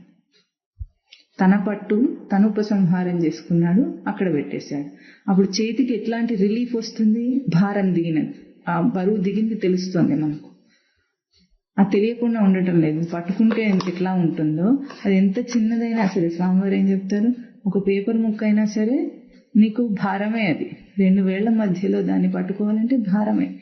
అది పక్కన పెట్టగానే ఏ రిలీఫ్ వస్తుందో, అంటే తేలికతనం తెలుస్తుందో, ఆ తేలికతనం మన గ్రహింపుకి ఇవ్వటం లేదు. అందుకే ఇక్కడ త్యక్త్వా అన్న పదం చెప్పారు. విడిచిన తర్వాత అది అవుతుంది. అంటే తనలో తనకు తెలియటం లేదు తనలో తనకు ఆ అనుభూతి రావటం లేదు. ఆత్మానం పశ్యన్ అన్న స్థితిని అందుకోలేకపోతున్నాను అంటే కారణం ఏమిటంటే ఈ ఆరింటిని కూడా మనం ఎరుకలో విడవలేదని అర్థం. అన్యమైన ఒక ప్రకాశమును ఎన్నో కోరికలు విడిచేస్తాడు సాధకుడు.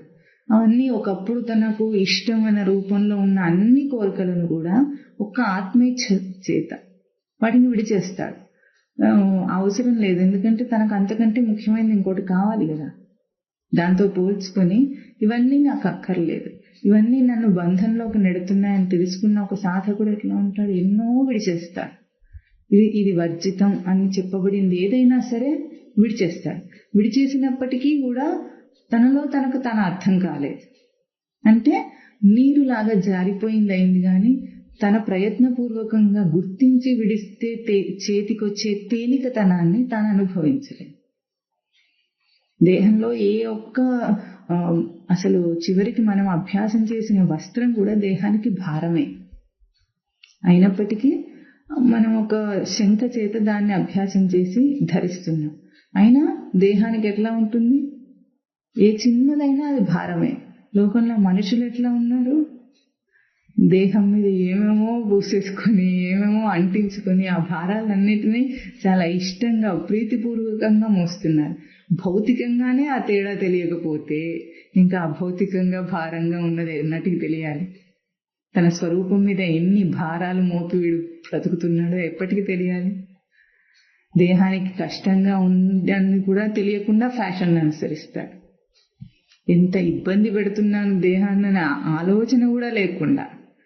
ఎందుకు? ఇది ప్రస్తుతం ట్రెండ్ అంటే చేయాల్సిందే. అది ఏ చిన్నదైనా సరే, ఎంత పిచ్చిదైనా సరే, తనకి ఎంత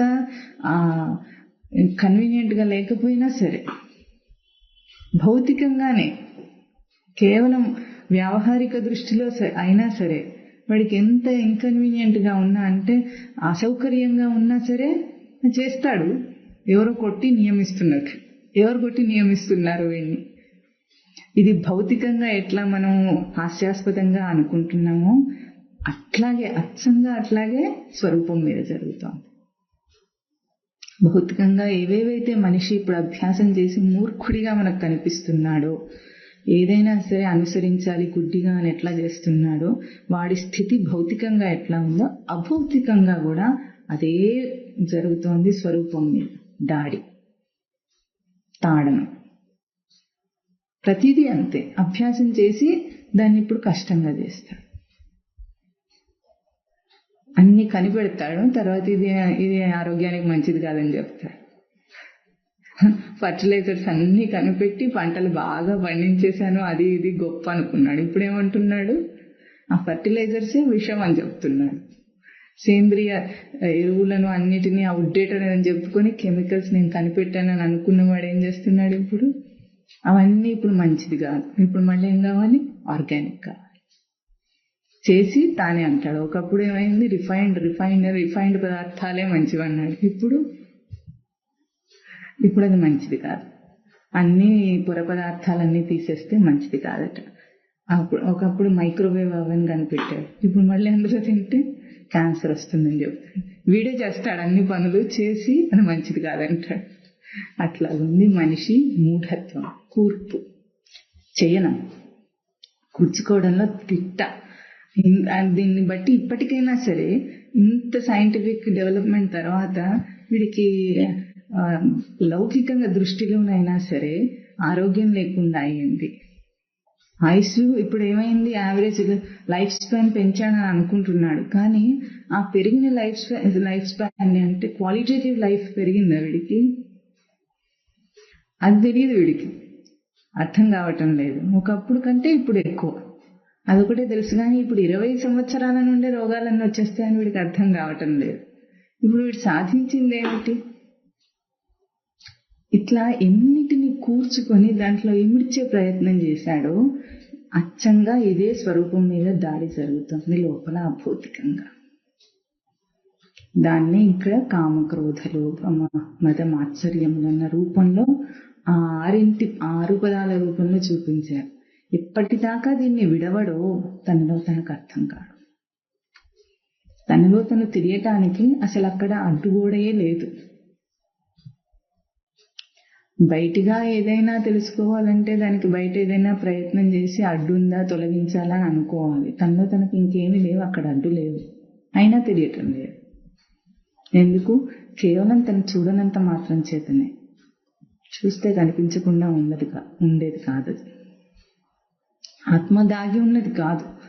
తనకు దాగి ఉన్న దాన్ని అయితే ఎట్లా తెలుసుకోవాలి, దాన్ని ఎట్లా బయటికి తీయాలని తెలుసుకోవాలి. ఇప్పుడు దానిమ్మ గింజల నుంచి దానిమ్మ గింజలు తీసినంత కష్టం కాదు ఆత్మను తెలుసుకోవటం. దాంట్లో ఎట్లా ఉంటుంది, మొత్తం అంతా ఇరుక్కుని ఉంటాయి. ఆ మధ్యలో పొరనంతా కూడా ఆ మెత్తటి గింజలను ఒత్తకుండా నెమ్మదిగా బయటికి తీయాలి. ఎంతో ఓర్పు నేర్పు కావాలి. అంత కష్టపడక్కర్లేదు తనంతా అని తెలుసుకోవడానికి. అంత గూఢంగా దాచిపెట్టి లేదు. కానీ తను ఎక్కడ చూస్తున్నాడు, వెతికే స్థానమే తప్పు. ఎక్కడో పెట్టి ఇంకో చోట వెతుక్కుంటున్నట్లు ఉంటుంది. కళ్ళజోడు కళ్ళ తల మీద పెట్టుకొని ఊరంతా వెతికినట్లు. స్వకంఠాభరణం యథ. తన మెడలోనే ఉన్న ఆభరణాన్ని ఎక్కడ వెతుకుతున్నాడు? చివరికి పోలీస్ కంప్లైంట్ కూడా ఇచ్చేదాకా వెళ్ళిపోయాడు అదే వేసుకొని. అంత దూరం వెళ్ళిపోయి ఇప్పుడు గురువు దగ్గరికి వెళ్ళి నాకు తెలియలేదంటాడు. కేవలం ఇక్కడ ఏమిటంటే తనకు తనలో తెలుస్తున్న ప్రకాశం తన స్వరూప ప్రకాశం అని తెలుసుకోకుండా దాన్ని బయటికి ఈడవటం ఒక్క చిన్న తప్పు చేస్తాడు. ఆ చిన్న మెలికే ఇంత జగత్తుకు కారణం, ఇంత అసంతృప్తికి కారణమే. అసలు తెలియకపోవటానికి ఎవరు చేశారు, ఏం చేశారు, నన్ను ఎందుకు బంధిస్తున్నారు అని రోధన జీవుడికి పోవటం లేదు. పశుపక్షాదుల దగ్గర నుండి మనిషి దాకా ఈ లోపల ఉన్న క్వెస్ట్, ఆ లోపల ఉన్న ఆ తెలుసుకోవాలనే జిజ్ఞాస లేని ప్రాణి లేదు సృష్టిలో. కానీ దాని ప్రయోగం అబద్ధం కనుక అట్లా. ఇప్పుడు ఏమంటున్నారు ఇక్కడ? ఆత్మజ్ఞాన విహీనా మూఢాః తే పచ్యంతి నరక నిరూఢాః. ఆత్మజ్ఞాన విహీనాః మూఢాః తే. ఆత్మజ్ఞాన విహీనమైతే ఇక్కడ పైన ఏం చూపించారంటే ఈ ఆరింటిని విడిచి ఆత్మానం పశ్యతి సహ. తనను తనయందే తెలుసుకుంటాడు. అహం ఆత్మానం పశ్యతి. ఆ తర్వాత ఇప్పుడు ఏమంటున్నారు? ఆత్మజ్ఞాన విహీనాః. ఇట్లా కాకుండా ఆత్మజ్ఞాన విహీనుడైతే ఏం చేస్తారు అని. ఆత్మజ్ఞానం ఉన్న పదం వాడారు ఇక్కడ. ఆత్మజ్ఞానం అంటే దీని తర్వాత మనకు ఆత్మబోధం మొదలవుతుంది. అప్పుడు మొదటి ప్రశ్న అది. ఆత్మజ్ఞానం అంటే తనను తాను తెలుసుకోవటం. ఇది ఇంతవరకు ఈ వాక్యానికి స్పష్టత ఉంది. కానీ తనంటే ఎవరో తెలియదు కదా వీడికి. ఎంత ప్రయత్నం చేసినా సరే తనంటే తన గ్రహింపు దేహం దాకా ఆగుతోంది, తప్పకుండా ఆగుతోంది. నేనంటే డిఫాల్ట్ అందరికి అలవాటు అయిపోయింది. నేనంటే ఇది ఆత్మ. ఇది కూడా ఆత్మ అయింది ఇప్పుడు చివరికి. అందుకే ఆత్మజ్ఞాన విహీనా అన్న పదం అక్కడ వేసింది. ఎందుకంటే తనను తాను తెలుసుకోవటం, తన లోపలి స్ఫురణ అన్న అర్థంతో చెప్పటం లేదు ఇక్కడ. ఎందుకు చెప్పటం లేదు?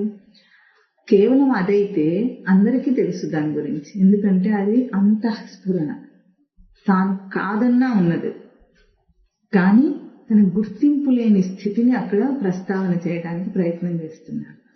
దేని మీద గుర్తింపుతో లాక్ అయ్యాం? సాధకుడు గుర్తించవలసింది ఏమిటంటే దేని మీద గుర్తింపుతో లాక్ అయ్యాము. ఇది ఒక్కొక్క ప్రవృత్తిని బట్టి, ఆ జీవుడుకున్న ప్రవృత్తిని బట్టి వేరు స్థాయిలో ఉంటుంది. ఎక్కడ లాక్ అయ్యాడని తనను తాను తెలుసుకోవడానికి. ఒకడికి ఎట్లా ఉంటుందంటే బయట ఎన్నో రకాలైన పనులలో ఒక్కొక్కడు ఒక్కో దాంట్లో ప్రావీణ్యతను సంపాదిస్తాడు, ప్రొఫెషనల్ అవుతాడు. ఎక్కడ ఇల్లు ఊడ్చే దగ్గర నుండి ఒక పనివాడి దగ్గర నుండి గొప్ప సైంటిస్ట్ దాకా అవే పెద్ద ఆ విస్తీర్ణంలో మధ్యలో వచ్చే ఎన్నో రకాల అవన్నిటిలో కూడా రకరకాల రకరకాల ప్రొఫెషనల్స్ అంటున్నాం మనం వాళ్ళని. అక్కడ ఆ పనిలో ప్రావీణ్యతను సంపాదించి దాంట్లో దాని గుర్తింపుతో వాడు పని చేస్తుంటాడు. చేసి ఏమనుకుంటాడంటే కొన్నాళ్లకు ఆ పని చేయగలిగిన తన తెలివి ఏముందో ఆ తెలివి తనకు అర్థం కాదు, కానీ ఆ పని చేయగలుగుటే నా స్వరూపం అనుకుంటాడు. నేను ఇది చాలా బాగా చేయగలను అని దాని మీద ఒక తెలియని అహంకృత భావం, అంటే నేనన్న భావం దాని మీద ఏర్పడుతుంది మనిషికి. ఇది బయట ప్రొఫెషనల్ గా ఏదో పని చేసేవాడికే కాదు, ప్రతి చిన్న అంశంలో కూడా, ప్రతి చిన్న ఇంట్లో వ్యావహారికంగా చేసే ప్రతి చిన్న పనుల్లో కూడా ప్రతి దాంట్లోనూ ఈ అభ్యాసం చేస్తాడు మనిషి. చిన్న పిల్లవాడు సైకిల్ నేర్చుకున్న కొత్తలో సైకిల్ నేర్చుకున్నప్పుడు తనకు వచ్చే తృప్తితో హ్యాండిల్ విడిచేసి కూడా నేను 2 చేతులు ఎత్తి సైకిల్ నడిపించగలుగుతున్నానన్న రోజు కలిగిన అక్కడి నుండి మొదలైన దగ్గర నుండి చివరి దాకా, దేహం విడిచేదాకా ప్రతి చిన్న దాంట్లో సాధించి దాంతో ఒక గుర్తింపును ఏర్పరచుకుంటున్నాడు. వీడికి అది అర్థం కావటం లేదు, తెలియకుండా జరుగుతుంది. ప్రతి చిన్న అంశంలో చేస్తాడు ఆ పని. ఇప్పుడు ఇంకొకటి ఎట్లా ఉంటుంది, మన గుర్తింపు లేకుండానే చేసే పనులు ఎన్నో ఉంటాయి. ప్రతి మనిషి కూడా ఒక ఉదాహరణకు స్నానం చేయటం ఉందనుకోండి, దాంట్లో ఎట్లా ఉంది, వాడు ఒక ప్యాటర్న్ అభ్యాసం చేస్తాడు. అదే బాత్రూమ్ అందరూ వాడుకుంటారు, కానీ ఆ బాత్రూంలో తన ఒక్కొక్క వస్తువు ఎక్కడ పెట్టాలో ఏం చేయాలో. ఇంకా దీనికి మంచి ఉపమానం ఏమిటంటే మన మఠంలో పూజ గదిలో అక్కడ పూజ చేసేవాళ్ళు మారుతూ ఉంటారు కదా, సాధకులు ఒక్కొక్కరు వస్తూ ఉంటారు, పోతూ ఉంటారు, కొత్తవాడు వస్తూ ఉంటాడు.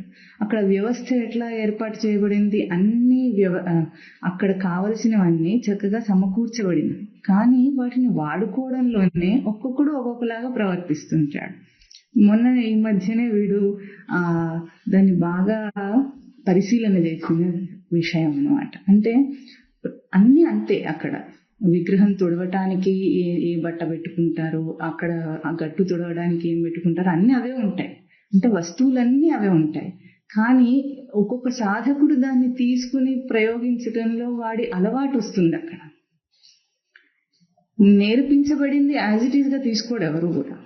వాడి సొంత తెలివిని అక్కడ ప్రయోగించి దాన్ని వాడటంలో తనకు ఒక అభ్యాసం, ఒక ప్యాటర్న్ ఏర్పరచుకుంటాడు.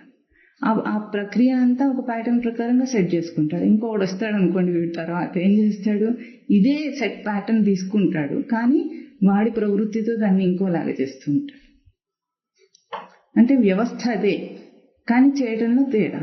ఇప్పుడు అది అభ్యాసం చేస్తున్నది ఏది తప్పు ఏది సరైనదన్నది కాకుండా ఆ జీవుడు అక్కడ ఏ అభ్యాసాన్ని చేశాడో దాంతో తాదాత్మ్యతను పొందుతున్నాడు అని చెప్పుకోవడానికి మనం ఆ ఉపమానం తీసుకున్నాం. ప్రతి చిన్న అంశంలో అట్లా వస్తుంది. ఇది తనకు అట్లా అభ్యాసమై అలవాటే తన స్వరూపం అనుకుంటాడు. నేను ఇట్లాగే చేస్తాను అంటాడు. పైగా ఇవన్నీ ఏమిటి, తాదాత్మ్యత, తత్ ఆత్మ్యత, దాని యందు ఆత్మభావనతో దాన్ని తనదిగా చేసుకోవటం.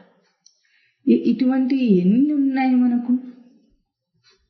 స్నానం చేయడం దగ్గర నుండి మొదలు పెడితే పూజ దాకా, వంట చేయడం నుండి మొదలు పెడితే బయట ఎన్నో విషయాలన్నింటిలో ప్రొఫెషనల్స్ అని చెప్పబడే అన్ని పనితీరులలో అక్కడ దాకా అన్నిట్లో ఏం ప్రవర్తిస్తోంది, అహంకృత భావం. అంటే ఎక్కడెక్కడ ఎంత విస్తీర్ణంగా ఉంది మనిషికి, ఎంత లోతుగా ఉంది.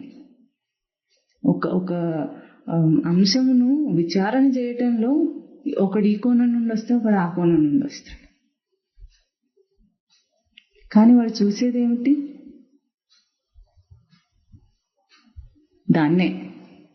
దాన్నే చూస్తున్నాడు. ఒకే వస్తువును చూస్తున్నాడు, ఒకే తేజస్సును ప్రయోగిస్తున్నాడు, కానీ వాడి కోణం వేరు. ఇప్పుడు ఇది ఇట్లా ఒక వస్తువుని నిలబెట్టామనుకోండి, దీన్ని చూడాలంటే అక్కడి నుండి ఒక కోణం ఉంది, ఇక్కడ నుండి ఒకటి ఉంది, ఇక్కడ నుండి ఒకటి ఉంది, ఇక్కడ నుండి ఒకటి ఉంది, 4 వైపులా ఉంది, లేదా 360 కోణాల్లో చూడొచ్చు దీన్ని. ఎక్కడ ఉన్న ఇప్పుడు ఈ కోణం ఎట్లా మారుతుంది? వాడున్న ప్లేస్మెంట్ని బట్టి, వాడు ఏ పక్కన ఉన్నాడో ఆ పక్క నుండి చూస్తున్నాడు దాన్ని.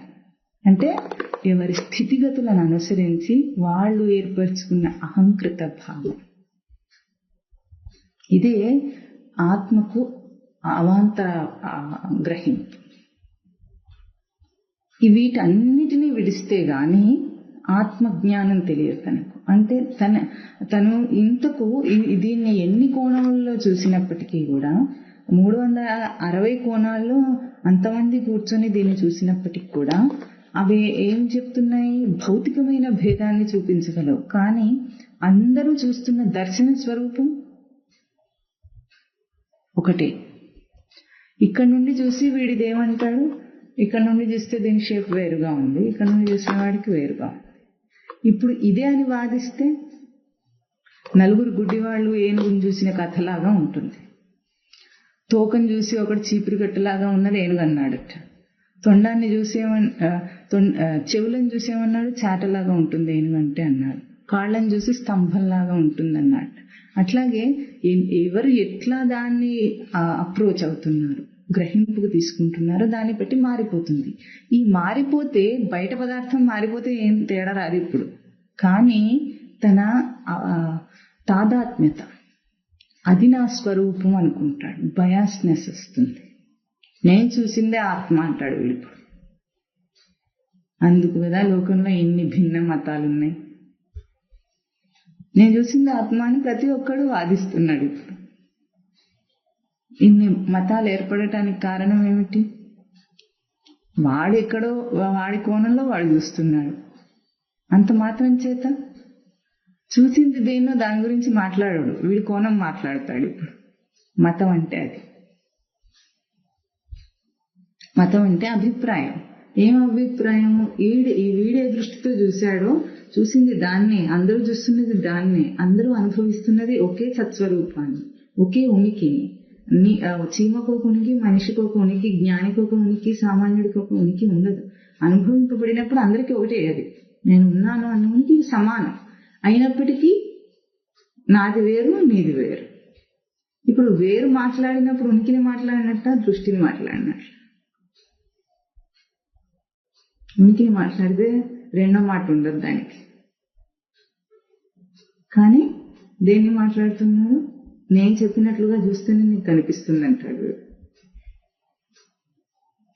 ఇప్పుడు వీడు దృష్టినే వ్యక్తం చేస్తున్నాడు కానీ ఆత్మను వ్యక్తం చేయడం లేదు. అందుకు భేదం వస్తుంది. ఇంత ఆత్మ గురించే మాట్లాడుతున్నప్పటికీ కూడా దృష్టితో మాట్లాడుతున్నాడు. అంటే ఆత్మ యొక్క స్థానాన్ని మారుస్తున్నాడు, ఆత్మ యొక్క గ్రహింపును మార్చేసుకుంటున్నాడు.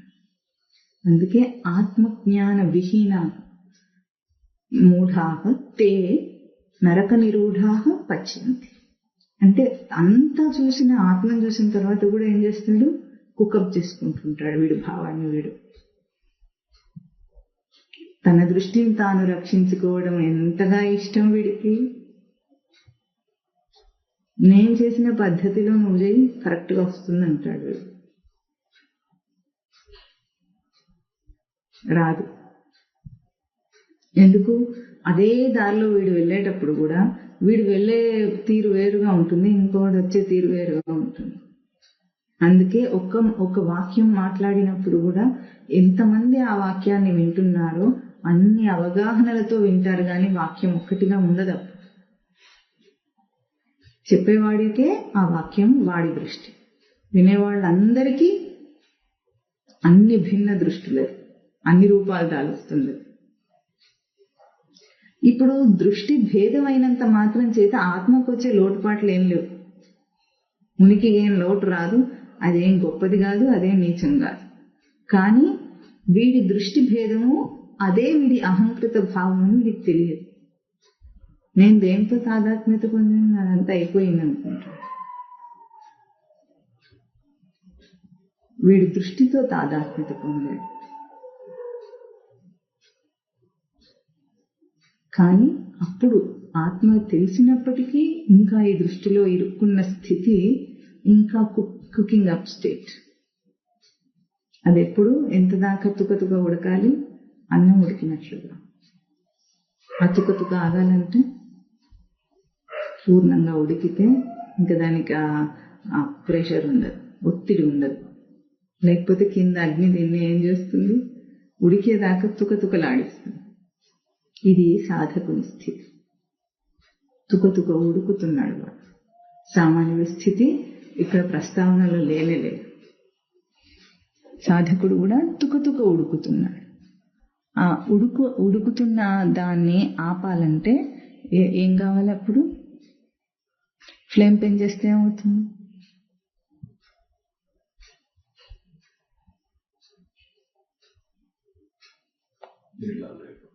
ఉడకకుండానే ఆవిరైపోతుంది. పదార్థం సరిగా ఉడకకుండానే నీళ్ళు అయిపోతుంది, మాడి కూర్చుంటుంది. అట్లా కూడా కాదు. ఇప్పుడు మరి ఏం చేయాలి?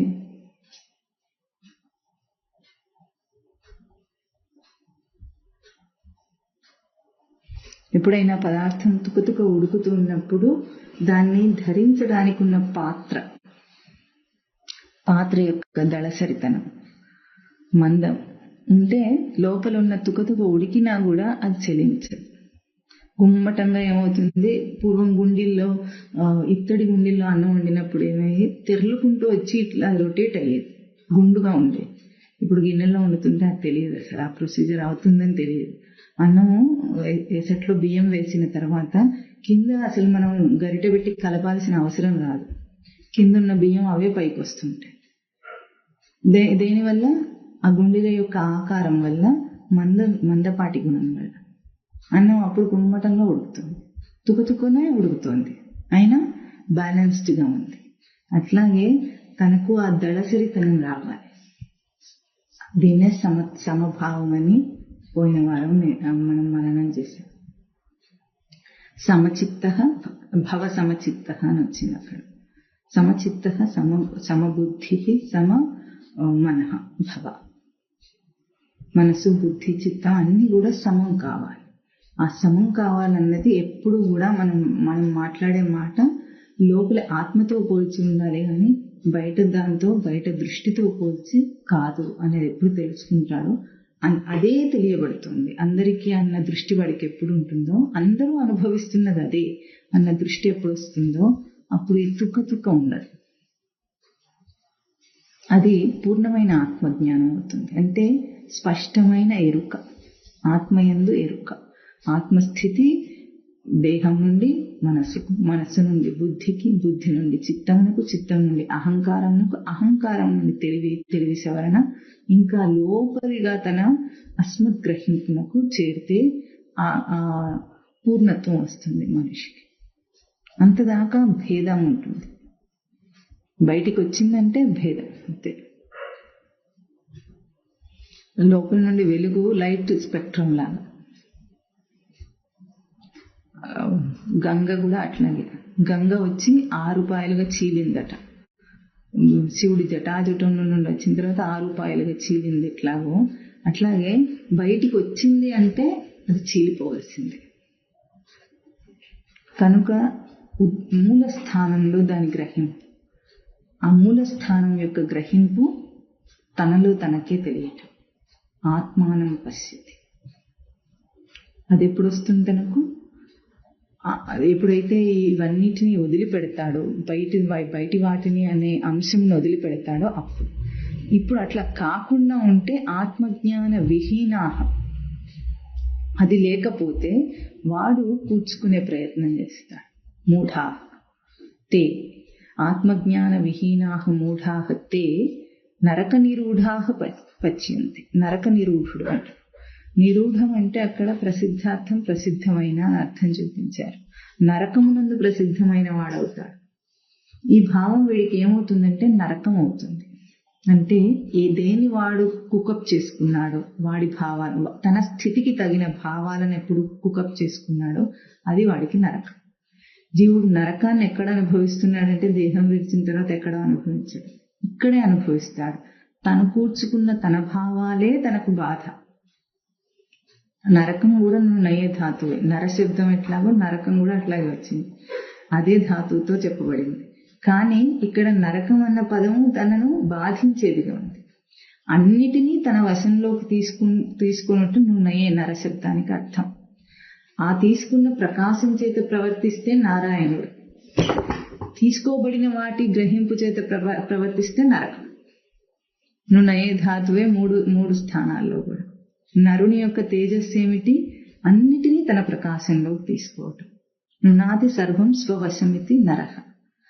అదే ఆ సర్వమును ఏ తేజస్సు చేత తీసుకున్నాడో, అంటే సర్వమే తన తేజస్సు అయితే ఆ తేజస్సు యందు ప్రవర్తిస్తే నారాయణ పదమైంది. అట్లా కాకుండా ఏది గ్రహించాడో అదే నా ప్రకాశం అనుకుంటే నరకం. అంటే బయాస్డ్ భావాలు, కుక్క భావాలు ఉన్నంతసేపు వాడు నరకాన్ని అనుభవిస్తాడు. ప్రశాంతత లేదు వాడికి. ఎందుకు? ఆత్మజ్ఞాన విహీనాహ మూఢాహ. వాడు ఆత్మజ్ఞాన విహీనుడు అవ్వటం చేత కూర్చుంటున్నాడు ఈ మూఢుడు. తనలో తను తెలియడు, బయట నుండి కావాలంటాడు. బయట నుండి ఇందాక నుండి మనం మననం చేసిన వాడి దృష్టికోణం ఏదుందో ఆ దృష్టినే త్రిగుణాత్మక ప్రవృత్తి అన్నా, వాడి స్థితి అన్నా అన్నీ అవే. అవన్నిటినీ సమర్థించే ప్రయత్నం ఎప్పుడు చేసుకుంటాడో అదే వాడికి నరకం అవుతుంది. ఆ నరక నిరూఢాహ. దీన్ని ప్రసిద్ధం చేసుకుంటాడని అక్కడ ప్రసిద్ధార్థం నిరూఢ శబ్దానికి. దాని ధాతు అర్థం ఏం చెప్తుంది? గృహ బీజ జన్మని ప్రాదుర్భావేచ్చ. ధాతు అంటే ఇంకా వాడి ఏ భావం వాడి నుండి వచ్చినా దాని నుండి పుడుతుంది. నిరూఢం కావడం అంటే ఏమిటంటే వాడికి అదే ప్రసిద్ధమైందని. ఎట్లా ప్రసిద్ధమైంది? ఇంకా తనకి ఏ ఆలోచన వచ్చినా సరే వాడి స్థితి నుండే వస్తుంది కానీ, అంటే వాడు కుకప్ చేసుకున్న స్థితి నుండే వస్తుంది కానీ ఇంకొకటిగా ఆలోచించలేడు అసలు. ఇంకొక రకంగా ఇంకొకటి ఉంటుందేమో అని సందేహించడు, ఆలోచించడు. పైగా ఇంకెవరైనా చెప్తే అప్పుడు ఏమంటాడు? అది తప్ప అంటాడు. అంటే పూర్తిగా బయాస్డ్ మైండ్ అవుతుంది వాడు. ఇది వాడికి వాడి స్వరూపం అన్నట్లుగా ధారణ అయింది లోపల. అంటే దీని నుండి వాడు బయటకు ఎట్లా వస్తాడు? స్వరూపం అనుకున్న తర్వాత బయటికి రాలేడు. ప్రతి సాధకుడికి ఈ అవాంతరం ఉంది. సమం అయ్యేదాకా, సమచిత్తుడు అయ్యేదాకా ఈ అవాంతరం ఉంది. అందుకే పోయినసారి మననం చేసినప్పుడు చిత్తస్థానం నందు చూడాలి కానీ చిత్తం చైతన్యవంతం అయిపోయి బయటికి ప్రయోగంలోకి వచ్చిన తర్వాత ఎక్కడ చూసినా అది తప్పే. అందుకే లోపలి తన స్ఫురణ తనకు మౌన వ్యాఖ్య, శబ్ద వ్యాఖ్య కాదు. శబ్దం బయటికి వచ్చిందంటే దానికి ఎన్నో అవాంతరాలు ఉంటాయి. శబ్దం మౌనంగా ఉన్నంతసేపు ఆ మౌనం తనకు లోపలి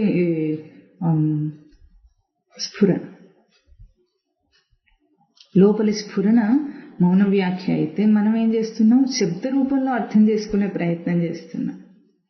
ఇదే పెద్ద అవాంతరం కదా. శబ్ద రూపంలో అర్థం చేసుకోవాలంటే దేన్నైనా సరే శ్రవణేంద్రియం ఆధారంగానే చేయాలి. మనం శ్రవణేంద్రియ ఆధారం ఎప్పుడు వచ్చిందో అప్పుడు మనం వింటున్నది బయట శబ్దమో తెలియదు, లోపల తేజస్సును తెలియదు. అంటే అక్కడ ఎప్పటికీ కూడా అవాంతరం ఏముంటుంది? రెండు రూపాల్లో ఉంటుంది. బయటిది గ్రహిస్తావా, లోపలిది గ్రహిస్తావా. అందుకే మొట్టమొదట ఏమన్నా, బయటితోనే హోదాలన్నీ లోపలి తనకు గుర్తింపు లేక. ఇది నరక నిరూఢం తనకు. ఇప్పుడు సాధకుడైన తర్వాత కూడా తనకు ఎందుకు ఇంత అవాంతరం వస్తుందంటే ఇది ఈ రోజు అభ్యాసం చేసింది కాదు. 84 లక్షల జన్మల్లో ఇటువంటి దృష్టి అనేది ఒక దాన్ని సంస్కారం అంటున్నాం. దాన్ని కుక్కప్ చేసుకుంటూ వస్తున్నాడు. ఎక్కడికక్కడ గట్టి చేసుకుంటూ వస్తున్నాడు. అందుకే ఇప్పుడు నీళ్లు ఉన్నాయనుకోండి, నీటి రూపంలో ఉన్నప్పుడు దానికి ఆకారం ఏమిటి? పాత్ర ఆకారం. కానీ ఐస్ అయిపోతే ఏ రూపంలో అది ఘనీభవించిందో అది దాని నుండి తీసినప్పుడు కూడా దానికి ఆ రూపం వచ్చింది. అట్లా ఉంటుంది మన బయాస్నెస్. అంటే ఒక దేహంతో తాదాత్మ్యత చెందినవాడు ఆ దేహ లక్షణాలని నావనుకుని బయాస్ అయిపోతే ఎట్లా ఉంటుందో, ఇప్పుడు కుక్క జన్మను ఎత్తాడు, కుక్క బుద్ధులన్నీ వాడుకుంటాయి. ఆ కుక్క బుద్ధులతో బయాస్ అయిపోతే అక్కడ ఆ కుక్క దేహం నందు వాడు ఘనీభవించిన వాడు, ఐస్గా గడ్డగట్టిన వాడు అనుకున్నాం. వాడు బయటకు వచ్చినప్పుడు కూడా మనిషి దేహంలో ప్రవర్తిస్తున్నప్పుడు కూడా ఆ జీవుడికి మళ్ళీ కుక్క బుద్ధులు, పంది బుద్ధులు ఎందుకున్నాయి, ఇట్లా మనుషులు ఎందుకున్నారంటే ఆ ఘనీభవించిన దాన్ని తీసుకొని వచ్చారు. అందుకే ఎప్పుడు కూడా ఘనీభవం అంటే కారణ రూపంలో గట్టిపడకుండా దాన్ని ఎప్పుడు ద్రావక రూపంలో అప్పుడు మనం పెట్టుకుంటే ఎట్లా ఉంటుంది, ఎక్కడైనా ఇమిడిపోవటం అన్న లక్షణం ఉంటుంది కొంతమందికి. లౌకిక ఉపమానంలో ఎట్లా ఉంటుంది, ఎక్కడైనా ఇమిడిపోగలరు కొందరు ఎట్లా ఉంటారు, అట్లా నేను ఇక్కడ ఉండలేను, నేను అక్కడ ఉండలేను, నేను అది చేయలేను, నేను ఇది చేయలేను. వాడు వచ్చాడంటేనే ఎన్నో ఏర్పాట్లు చేయాల్సి వస్తుంది. అంటే ఇది ఉపమానం మనకు. అండ్ భౌతికంగా ఒక మనిషి ఎట్లా ఉంటాడో అభౌతిక స్థానంలో కూడా బుద్ధిలో ఇట్లాగే ఉంటుంది. అంటే చెప్తున్న దాన్ని యథాతథంగా గ్రహించలేని స్థితి, తనదే అక్కడ పెట్టే తీసుకుంటాడు. అది నిరూఢం. రుహ బీజ జన్మని ప్రాదుర్భావే, బీజం నుండి అదే ప్రకాశిస్తుంది. ఇట్లాంటి ఈ భావాన్ని తీయటము అంత సులభమేం కాదు. ఎందుకంటే లోపల బీజ స్థానంలో పాతుకుని పోయింది. అది ఎవరికి తెలుస్తుంది? తనకే. తనకంటే గొప్పగా దాన్ని దర్శనం చేయగలిగిన వాళ్ళు ఇంకెవరు లేరు. అది కూడా నేను చేయలేనన్నంత అహంకారం ఉంటే ఆ సాధకుడు ఎదగడు. కానీ ఇదైనా నేను తెలుసుకోవాలి, తీసేసుకోవాలన్న దృష్టి ఉంటే తప్పకుండా తీసేసుకుంటాడు. ఆ జ్ఞానాన్ని రగిలిస్తే ఘనీభవించిన ఐస్ ఏమవుతుంది? కరిగిపోతుంది. జ్ఞానం చేత కరుడుగట్టిన తన లోపలి భావాలన్నీ కరిగిపోతాయి. కరిగిపోయినప్పుడు ఇంక తనకు రూపం లేదు. ఎక్కడుంటే అక్కడ ఆ ఆకారాన్ని తీసుకోగలుగుతున్నాడు. ఇదమిత్తమన్న ఒక దాంతో తాదాత్మ్యత లేదు తనకు. కనుక ఇక్కడ నిరూఢ శబ్దానికి అర్థం ఏమిటంటే నరక నిరూఢ. నరకం అన్న భావంలో నుండి పుడుతున్న భావముల చేత తే పచ్యంతి. ఏం చేస్తున్నాడు? ఎప్పటికప్పుడు కూడా దాన్ని రక్షించుకునే ప్రయత్నం చేస్తున్నాడు. ఆ రక్షించుకోవటమే మొట్టమొదట్లో చెప్పబడిన కామం అన్న అంశంలో అరిషడ్వర్గాలు తనకు కలుగుతున్నప్పుడు మొట్టమొదట్లో మనం ఏం చెప్పామో ఆ రక్షించుకోవటం పచ్యంతి. అన్యమైన ఒక ప్రకాశం తనకు వచ్చింది అంటే ఆ ప్రకాశమును రక్షించుకునే ప్రయత్నం నరక నిరూఢుడై చేస్తున్నారు. ఎందుకు? ఆత్మజ్ఞాన విహీనాహం. హీన శబ్దం అంటే పూర్తిగా దాన్ని త్యాగి వదిలిపెట్టిన వాడు. ఇక్కడ పైన మనకు చెక్వా ఒక పదము, విహీన ఒక పదము, 2 పదములు ఉన్నాయి ఇందులో విడవటానికి అర్థంతోనే. ఎట్లాగో చెక్వా అంటే తన ఎరుకలో విడవటం, విహీనుడై అంటే తన స్థితి నుండి జారిపోవటం. దాన్నే చ్యుతం అంటున్నాం మనం. అందుకే అచ్యుతుడు అని స్వామికి పేరెట్లాగూ తన స్థితి నుండి జారని వాడు అచ్యుతుడు, జారినవాడు చ్యుతుడు, జారిపడినవాడు అని అర్థం. అట్లాగే ఇక్కడ నిరూఢాహ, నరక నిరూఢాహ తే ఆత్మజ్ఞాన విహీనాహ. విహీన అన్న శబ్దం ఎట్లాగూ తన స్థితి నుండి జారిపోయినవాడు అంటే తన యందు తన ఎరుక స్థితి నుండి ఒక నిరూఢ భావం చేత, నరక నిరూఢ భావం చేత దాన్ని వండుకున్న వాడై, ఆ భావాన్ని వండుకొని చేసిన వాడే ఇప్పుడు దాని నుండి జారిపోయిన వాడిని నరక నిరూఢ అన్న పదంతో చెప్తున్నారు ఇక్కడ. ఇప్పుడు ఈ మొత్తం శ్లోకానికి అర్థం కూడా భజగోవింద స్తోత్రంలో, ఇప్పుడు మనం భజగోవింద స్తోత్రంలో చివరికి వచ్చాం. ఇంకా 2 శ్లోకాలు అయితే ఈ స్తోత్రం పూర్తవుతుంది. ఇప్పుడు మనం దీన్ని కేవలం భజ గోవిందం అన్న అంశంతో పోల్చుకొని ఇక్కడ ఈ శ్లోకాన్ని మననం చేస్తే ఎట్లా ఉంటుంది? భజన చేయటం అన్న అంశము ఇక్కడ ఏ పదాలకు వర్తిస్తుంది? ఒకటి ఇక్కడ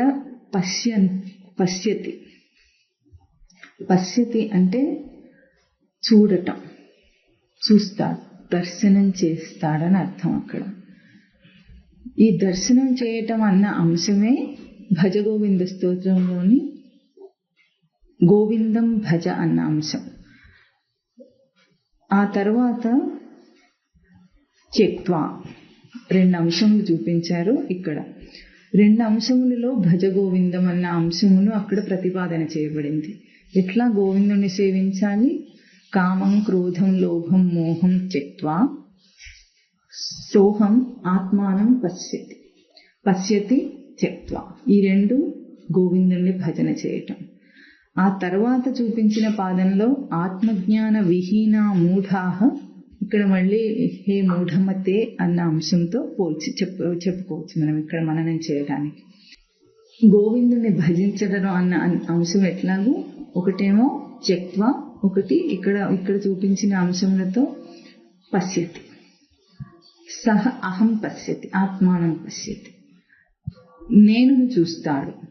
నేనును చూచుట, కామం క్రోధం లోభం మోహం త్యక్త్వ, వీటిని విడుచుట. ఈ 2 కూడా గోవిందుణ్ణి భజన చేయటమే అన్న అంశం. ఎట్లా అవుతుంది అన్నప్పుడు ఇక్కడ మళ్ళీ మననం చేస్తే మనకు దాంతో పోల్చుకుని మననం చేస్తే ఎట్లా వస్తుంది? కామ క్రోధ లోభం మోహ మద మాత్సర్యములను కూడా స్వరూపంతో పోల్చుకొని మననం చేశాను ఇంతదాకా.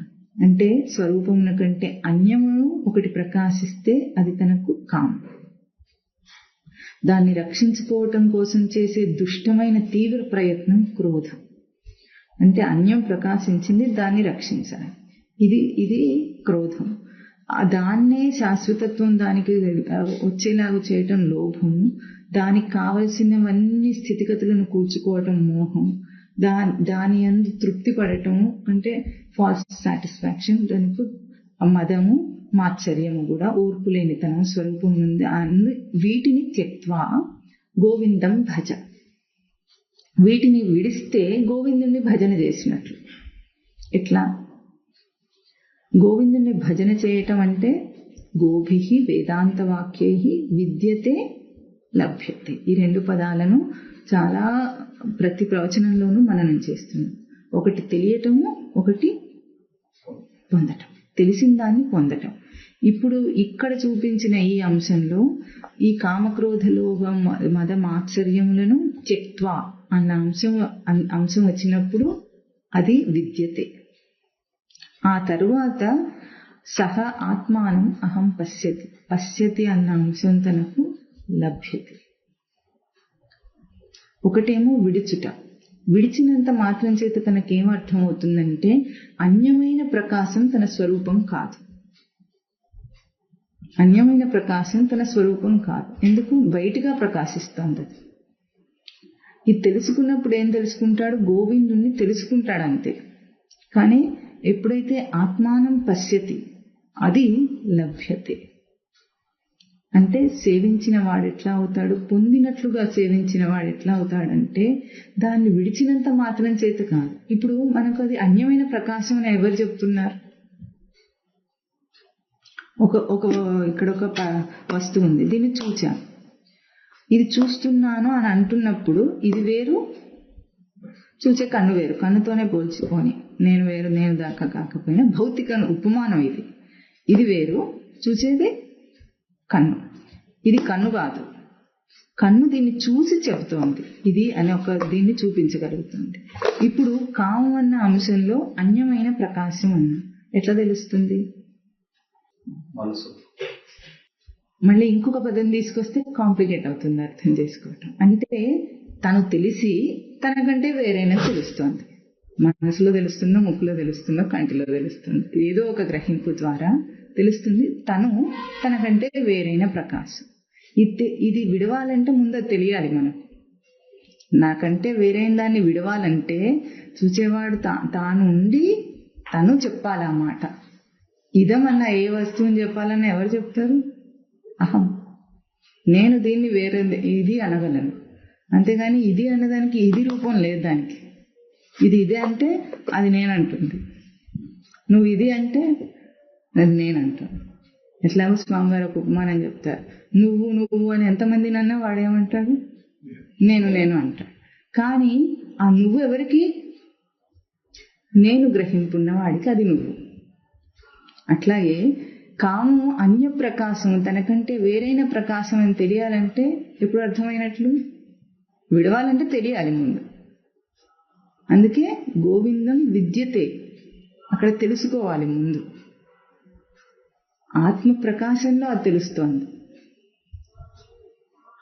ఆత్మ ప్రకాశంగా దాన్ని చూడకు, ఆత్మ ప్రకాశంలో అది ప్రకాశిస్తుందని చూడు. సైన్స్ ప్రకారంగా ఒక పదార్థం కనిపించాలంటే రిఫ్లెక్టెడ్ లైటే, లైట్ రిఫ్లెక్టెడ్ అయినా ఇట్ ఈస్ లైట్. అప్పుడైతేనే కంటికి అది గ్రహింపయోగ్యం. అంటే ఆ లైట్తో అన్ని ఇల్యూమిన్ అవుతాయి, అన్ని వెలుగుతున్నాయి, వెలుగుబడి అవి గ్రహింపబడుతుంది. రిఫ్లెక్టెడ్ అయినా అది లైటే. అట్లాగే ఇప్పుడు అన్య ప్రకాశమైనా నీ ప్రకాశం వల్ల ప్రకాశిస్తోంది. ఇది తెలుసుకోవటం. ఇప్పుడు దీన్ని పొంది సేవించాలంటే సింపుల్ లాజిక్. కిం జ్యోతిస్తావ, ఇంత చాలు. ఇది కన్ను చూసి చెప్పింది ఇది ఒక వస్తువు అని, కానీ అది చూడటానికి జ్యోతేది అని ఒక్క ప్రశ్న వేసుకుంటే ప్రతిసారి కూడా ఏది అన్యంగా తనకు ఒక భావమే ప్రకాశించినా, ఒక విషయం ప్రకాశించినా, ఒక వస్తువు ప్రకాశించినా, ఒక మనిషి యొక్క ప్రవృత్తి తనకు ప్రకాశించినా అది నాకు తెలుస్తోంది. తన రూపం ఏమిటి? తెలియబడే రూపం. నా రూపం ఏమిటి? ఆత్మానం పశ్యతి. ఏమిటి అన్న తర్వాత సంగతి అంతా.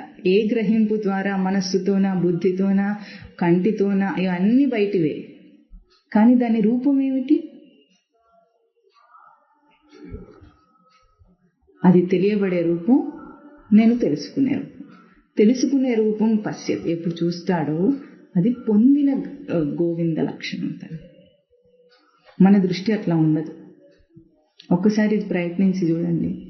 అది నిలపటానికి ఇప్పుడు అభ్యాసం చేయాలి. అది డిఫాల్ట్ రచన అయినా సరే మన గ్రహింపు వ్యతిరేకంగా ఉంది గనుక, మన అభ్యాసం వ్యతిరేకంగా ఉంది గనుక దాంతో పోల్చి మాట్లాడుతున్నాం. ఒక రోజులో ఎన్ని గ్రహింపులను దాన్ని తెలుసుకుంటున్న సమయంలో అది తెలుసుకునే రూపం నేను అని ఎప్పుడు అభ్యాసం చేస్తాడో, ధారణలో నిలుస్తుందో, అప్పుడు గోవిందుని భజించినవాడు. ఎప్పుడైతే ఈ అభ్యాసం వస్తుందో బయట నుండి ఎన్ని కావాలి తెలుసుకోవడానికి? చాలా ఎక్కువ కావాలా? ఎంత శాస్త్రం కావాలి? ఎన్ని శ్లోకాలు కావాలి? ఎన్ని రూపాలు కావాలి? కంటికి, చెవికి ఎన్ని శబ్దాలు కావాలి? అక్కర్లేదు. ఈ మూఢ అన్న లక్షణం తగ్గుతుంది తనకు. అంటే కూర్చుకోవటం తగ్గిపోతుంది. ఏది తెలుసుకున్నా, ఎంత గొప్పగా తెలుసుకున్నా నా స్వరూపం దాంతో పోల్చి కాదు కదా. నా స్వరూపం ఏమిటి? తెలుసుకునే స్వరూపం. ఒక్కొక్క రోజు 5 ఇంద్రియ ప్రవర్తనల్లో, కర్మేంద్రియ ప్రవర్తనల్లో కూడా తెలుసుకునే స్వరూపాన్ని ఎన్నిటిలో ధారణ చేస్తున్నాను అన్న అభ్యాసం చేస్తే మోహ వైచిత్య అన్న ఆ మూఢ బిరుదు నుండి తప్పుకుంటాం కాస్త. లేకపోతే కావాలి కావాలి కావాలి, జపం ఆగదు వీడికి. ఇది ఉంటేనే కదా తెలుసుకోగలం అంటాడు చివరికి. ఎన్ని కావాలి నీకు? అప్పుడు ఏం చేస్తాడు? కళ్ళతో చూచిన ఇన్ని రూపాల వల్ల తనకు తెలియబడే తన స్వరూపమే అర్థమవుతూ ఉంటే ఇంకా కంటిని మూసుకోవాలనిపిస్తుంది. ఎంతసేపు ఈ కంటి ప్రయోగం? ఎందుకు ఈ కంటి ప్రయోగం? ఎంతకాలం చేస్తాడు ఒకటే ఎక్స్పెరిమెంట్? ఎంత వైవిధ్యం ఉన్నా సరే, దాంట్లో ఎన్ని రూపాలు మారినా సరే, ప్రక్రియ ఒకటే, తెలియబడేది ఒకటే. ఒకటి తెలిస్తే గొప్పగా తెలిసేది కాదు, ఒకటి తెలిస్తే నీచంగా తెలిసేది కాదు. ఏదైనా తెలియటం ఒకటే స్వరూపం, తెలుసుకునే తన స్వరూపం ఒకటే. అందుకే ఇంద్రియముల ప్రయోగం నుండి ఉపసంహారం, గోవిందుని సేవించటం. తెలుసుకున్న దాన్ని ప్రయోగించాలి. ప్రయోగించకుండా ఏం లాభం? ఎంత వింటే మాత్రం ఏం లాభం? ఒకరోజు అభ్యాసంలో ఈ మొదటి వాక్యంలో రెండు పాదాల్లో చెప్పిన 2 పదాలు ఏమిటి? అక్కడ ఒకటి కామం, క్రోధం, లోభం, మోహం త్యక్త్వా ఒక పదము, ఆత్మానం సహ పశ్యతి. అది పశ్యతి ఒకటి, రెండు చూపించారు. విద్యతే లభ్యతే అన్న నిర్వచనంతో పోల్చి ఆ రెండు పదం, ఒకటేమిటి తెలుసుకోవటం, ఒకటి పొందటం. ఈ రెండు కూడా సేవించటమే. గోవిందుణ్ణి సేవించటం, తెలుసుకోవటం కూడా సేవించటమే, పొందటం కూడా సేవించటమే. ఈ ప్రయోగాన్ని ఒక్కరోజు దినచర్యలో అన్యప్రకాశం, ఏదైనా సరే బయట మన అన్ని ఇంద్రియముల ప్రవర్తనలన్నీ అన్యప్రకాశములే.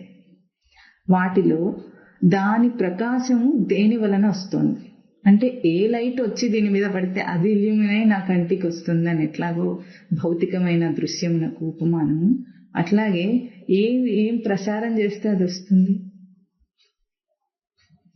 ఎన్నిసార్లు ఎన్ని ప్రవర్తనలలో ఇది ధారణ చేయగలుగుతుంది. ఎన్ని రుచులు తింటే అప్పుడు అర్థమవుతుంది, ఎన్ని దృశ్యములు చూస్తే అర్థమవుతుంది. అప్పుడు అర్థమయ్యేది ఏమిటంటే, దీని నుండి ఉపసంహారం కోరుతుంది దేహం. చాలు చేసింది, అంతదాకా ఎట్లా ఉంటుంది? ప్రయోగించాలి, తెలుసుకోవాలి, ప్రయోగించాలి, తెలుసుకోవాలి, తెలుసుకుంటూనే ఉంటాడు ఎప్పటికీ. ఇది గోవిందుని సేవ కాదు. ఎందుకు? అది ఏమవుతుంది తర్వాత? ఆత్మజ్ఞాన విహీన మూఢాహ అన్న పదం మళ్ళీ వాడారు అక్కడ.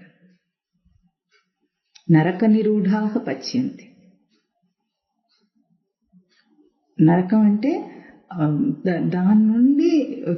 దాని నుండి బీజం. ఇప్పుడు తెలుసుకోవడానికి ఎక్కడ అర్థమవుతుంది మనకి?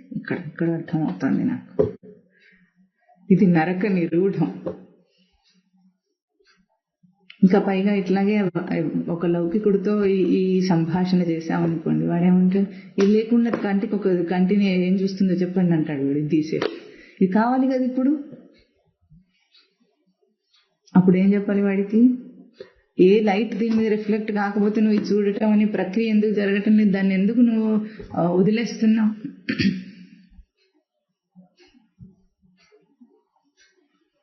ఎట్లా వదిలేస్తున్నావు? ఆత్మ ప్రకాశం ఆశ్రిత్య దేహేంద్రియ మనోధేహ స్వకీయార్థేషు వర్తంతే. వదిలేస్తున్నాయట, వీటికే తేజస్తున్నట్టు. అట్లా మాట్లాడుతున్నాం మనం ఇప్పుడు.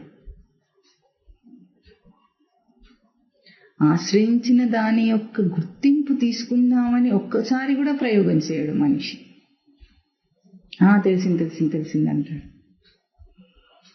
అందుకే ఇక్కడ భజ గోవిందం, అదే సమయంలో అప్పుడు మూఢమతే, ఈ రెండు కూడా అక్కడ మంచి సూచన.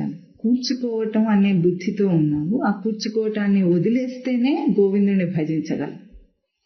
ఎంత దాకా ఈ అభ్యాసం చేయడో ఈ సైకిల్ రిపీట్ అవుతూనే ఉంటుంది. తిన్నదే తింటుంటాడు, చూసిందే చూస్తుంటాడు, విన్నదే వింటుంటాడు, వాసన చూసిందే చూస్తుంటాడు. అదే స్పర్శ మళ్ళీ ఎంత అవకాశమైనా సరే అది ఎంత దాకా ఉపయోగకరం? ఆశయం అందుకునేదాకా. అవకాశం యొక్క విలువ ఎంత? నిచ్చెన యొక్క ఉపయోగం ఎంత?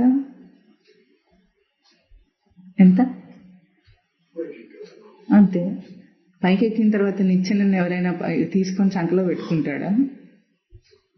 మోస్తాడా తనతో?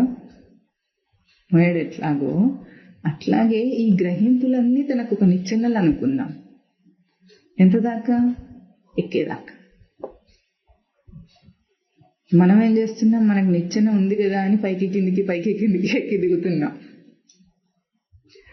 మళ్ళీ వాడకపోతే వేస్ట్ అయిపోతుంది కదా. స్వామివారు చెప్తారు, కాఫీ ఫిల్టర్ ఉంది కదా అని కాఫీ తాగుతాడు కదా. అది వాడకపోతే వృధా అయిపోతుందని ఈ పొడున్నన్నాళ్ళు కాఫీ తాగుదామని అనుకున్నట్లు ఈ నిచ్చెన ఉంది కదా అని పైకి కిందికి ఎక్కి దిగుతున్నాం మనం రోజు. పైకి ఎక్కిన వాడు మళ్ళీ కిందికి ఎందుకు దిగాలి? మళ్ళీ ఎందుకు ఎక్కాలి? అట్లా ఎందుకు ఎక్కుతాడు చెప్పండి? అది ఎందుకు వస్తుంది? నిచ్చెన ఉన్నది పైకి ఎక్కడానికని వీడికి తెలిసేదాకా అట్లా ఎక్కుతూ దిగుతూ ఉంటాడు. జన్మ ఎత్తేది జన్మ లేకుండా తెలుసుకోవడం కోసం అని తెలిసేదాకా జన్మలను ఎత్తుతూనే ఉంటాడు వీడు. బాగుంటుంది వీడికి జన్మ. తెలిస్తే పైకి ఎక్కడానికి నిచ్చెన అని తెలిసింది అనుకోండి, ఒకసారి పైకి ఎక్కాడు, మళ్ళీ దిగుతాడు ఎవరైనా తెలుగున్నవాడు? దిగడు. మనం మళ్ళీ మళ్ళీ జన్మకి వెళ్తున్నాం, మళ్ళీ మళ్ళీ ఇంద్రియ ప్రయోగానికి వెళ్తున్నాం, మళ్ళీ మళ్ళీ తేజస్సును దుష్ట ప్రయోగానికి తీసుకొస్తున్నాం. ఇంత కోపం మన మీద, మనకు క్రోధం, అసహిష్ణు, అసహనం. అందుకే సాధన చతుష్టయ సంపదలో తితిక్ష, ఓర్పు, తనందు తనకు ఓర్పు కావాలి. ఈ ఓర్పు వచ్చేదాకా ఎట్లా ఉంటుంది? సాధన కూడా సంతృప్తినివ్వదు తనకు. సాధన కూడా బయటగానే సాగుతుంది. అది మనం బాగా గుర్తించాలి. మన సాధన లౌకిక దృష్టితో మరలటం గొప్ప విశేషమే. జన్మాంతర సంస్కారాన్ని కేవలం ఆహార నిద్ర భయ మైథునముల నుండి మరలించి ఒక పశుపక్ష్యాది తుల్యమైన జీవితమే సామాన్య మానవుడు గడుపుతున్న దాని నుండి మరలటం గొప్ప విశేషమే. సాధకుడికి కాదని కొట్టిపారేసేది ఏం కాదు. కానీ ఆ సాధన ఆంతరంగిక దృష్ట్యా బాహ్య దృష్ట్యా ఇది. ఎందుకంటే లోకంలో ఇప్పుడు ఎంతో మంది సాధకులు ఉన్నారు, లేడని కాదు. కానీ పూర్తిగా అందుకునే స్థాయి దాకా తీవ్రత ఎట్లా వస్తుంది? కొంతమంది ఎందుకు దాన్ని చేయగలుగుతారంటే దాన్ని దృష్టి మార్చటం. ఆ దృష్టి మార్పే చాలా ముఖ్యము తన ప్రయోగంలో, సాధన ప్రయోగంలో. ఎక్కిన నిచ్చెన తర్వాత అక్కడ ఎక్కానని తెలుసుకోవాలి ముందు. ఒక్క ఇంద్రియ ప్రయోగంలో తన చూచే స్వరూపం తను చూడాలి. ఆత్మను ఆత్మయందే దర్శనం చేయాలి, దృశ్యం నందు కాదు. ఒకరోజు ఆ ప్రయత్నం చేయండి. సంతృప్తి అన్నది ఏ రూపంలో ఉంటుందో తింటే అర్థమైనట్లు అర్థమవుతుంది. దానికి ఏం చేయక్కర్లేదు.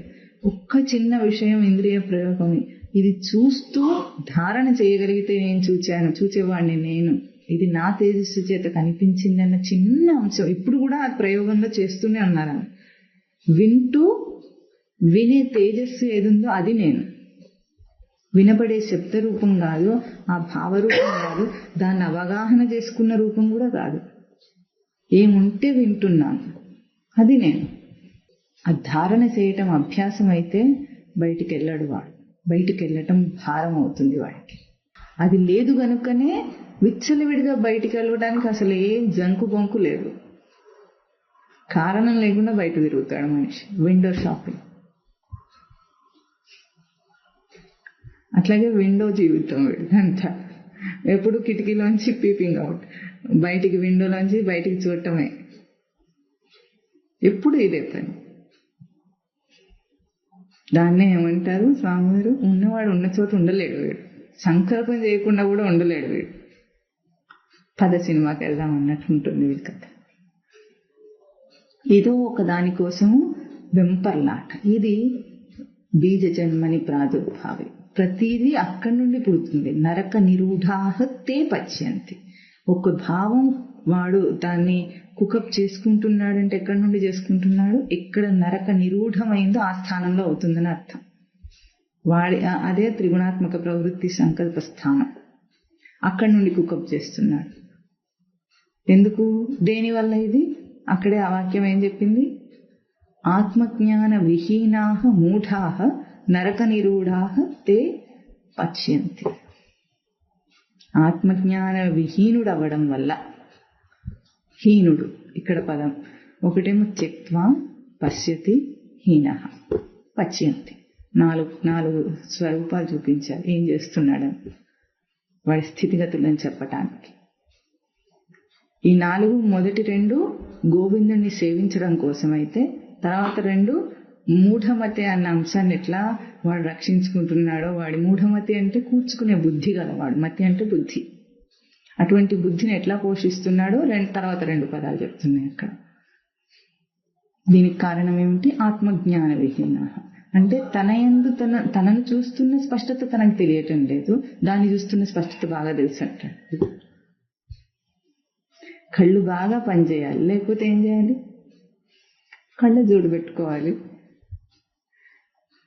ఈ కంటికి ఎట్లాగైతే కళ్ళ జోడు పెట్టాడో లోపలది ఏం చేస్తాడు? ఇప్పుడు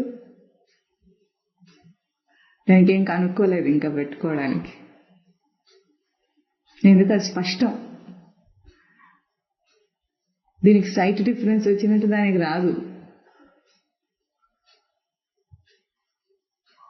ఒక చిన్న అవయవము సరిగ్గా పనిచేయకపోతే, దాని ఎఫిషియన్సీ తగ్గిపోతే వీడు ఎన్ని ఉపాయాలు చేస్తాడు. ఇప్పుడు మనకు తెలియని విద్య ఇది. చెవి వినిపించకపోతే మిషన్ పెట్టుకుంటాడు. పళ్ళు నమలటం రాకపోతే పళ్ళు పట్టించేసుకుంటాడా లేదా?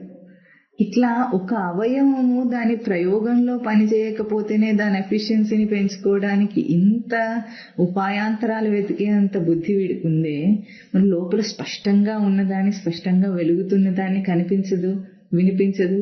ఆ స్వామివారి పొద్దున కూడా చెప్పారు, ఏమిటి ఆత్మ అంటే ఏం తెలుస్తుంది ఇంకా వాడికి? కనిపించదాయా వినిపించదాయా? పరమస్వామి వారి వ్యాఖ్యానం. దాని పొడవెంతో దాని వెడల్పెంతో తెలియదా? ఎట్లా చూస్తాడు ఇప్పుడు దాన్ని? మనకన్నా ఏం తెలుసు? పొడవు, వెడల్పు, బరువుతో తెలుసుకోవటం తెలుసు. కనిపించేవి వినిపించేవి తెలుసు. దానికేమో ఇవేవి లేకపోయాయి. ఇప్పుడు ఎట్లా తెలుసుకోవటం? పశ్యతి అంటే ఊరికే అట్లా అనకుండా ఏం చేయాలి? కళ్ళు మూసుకుంటే కనిపిస్తుంది, చెవులు మూసుకుంటే వినిపిస్తుంది, ముక్కు మూసుకుంటే ఆఘ్రాణం అవుతుంది. బయట స్పర్శను కోరకపోతే తన స్పర్శను వ్యక్తం చేస్తుంది. బయటి రుచిని కోరకపోతే తన రుచి తెలుస్తుంది తనకు. ఇంత మాత్రపు చిన్న అభ్యాసం సాధనలో సాధకుడు అభ్యాసం చేయాలి.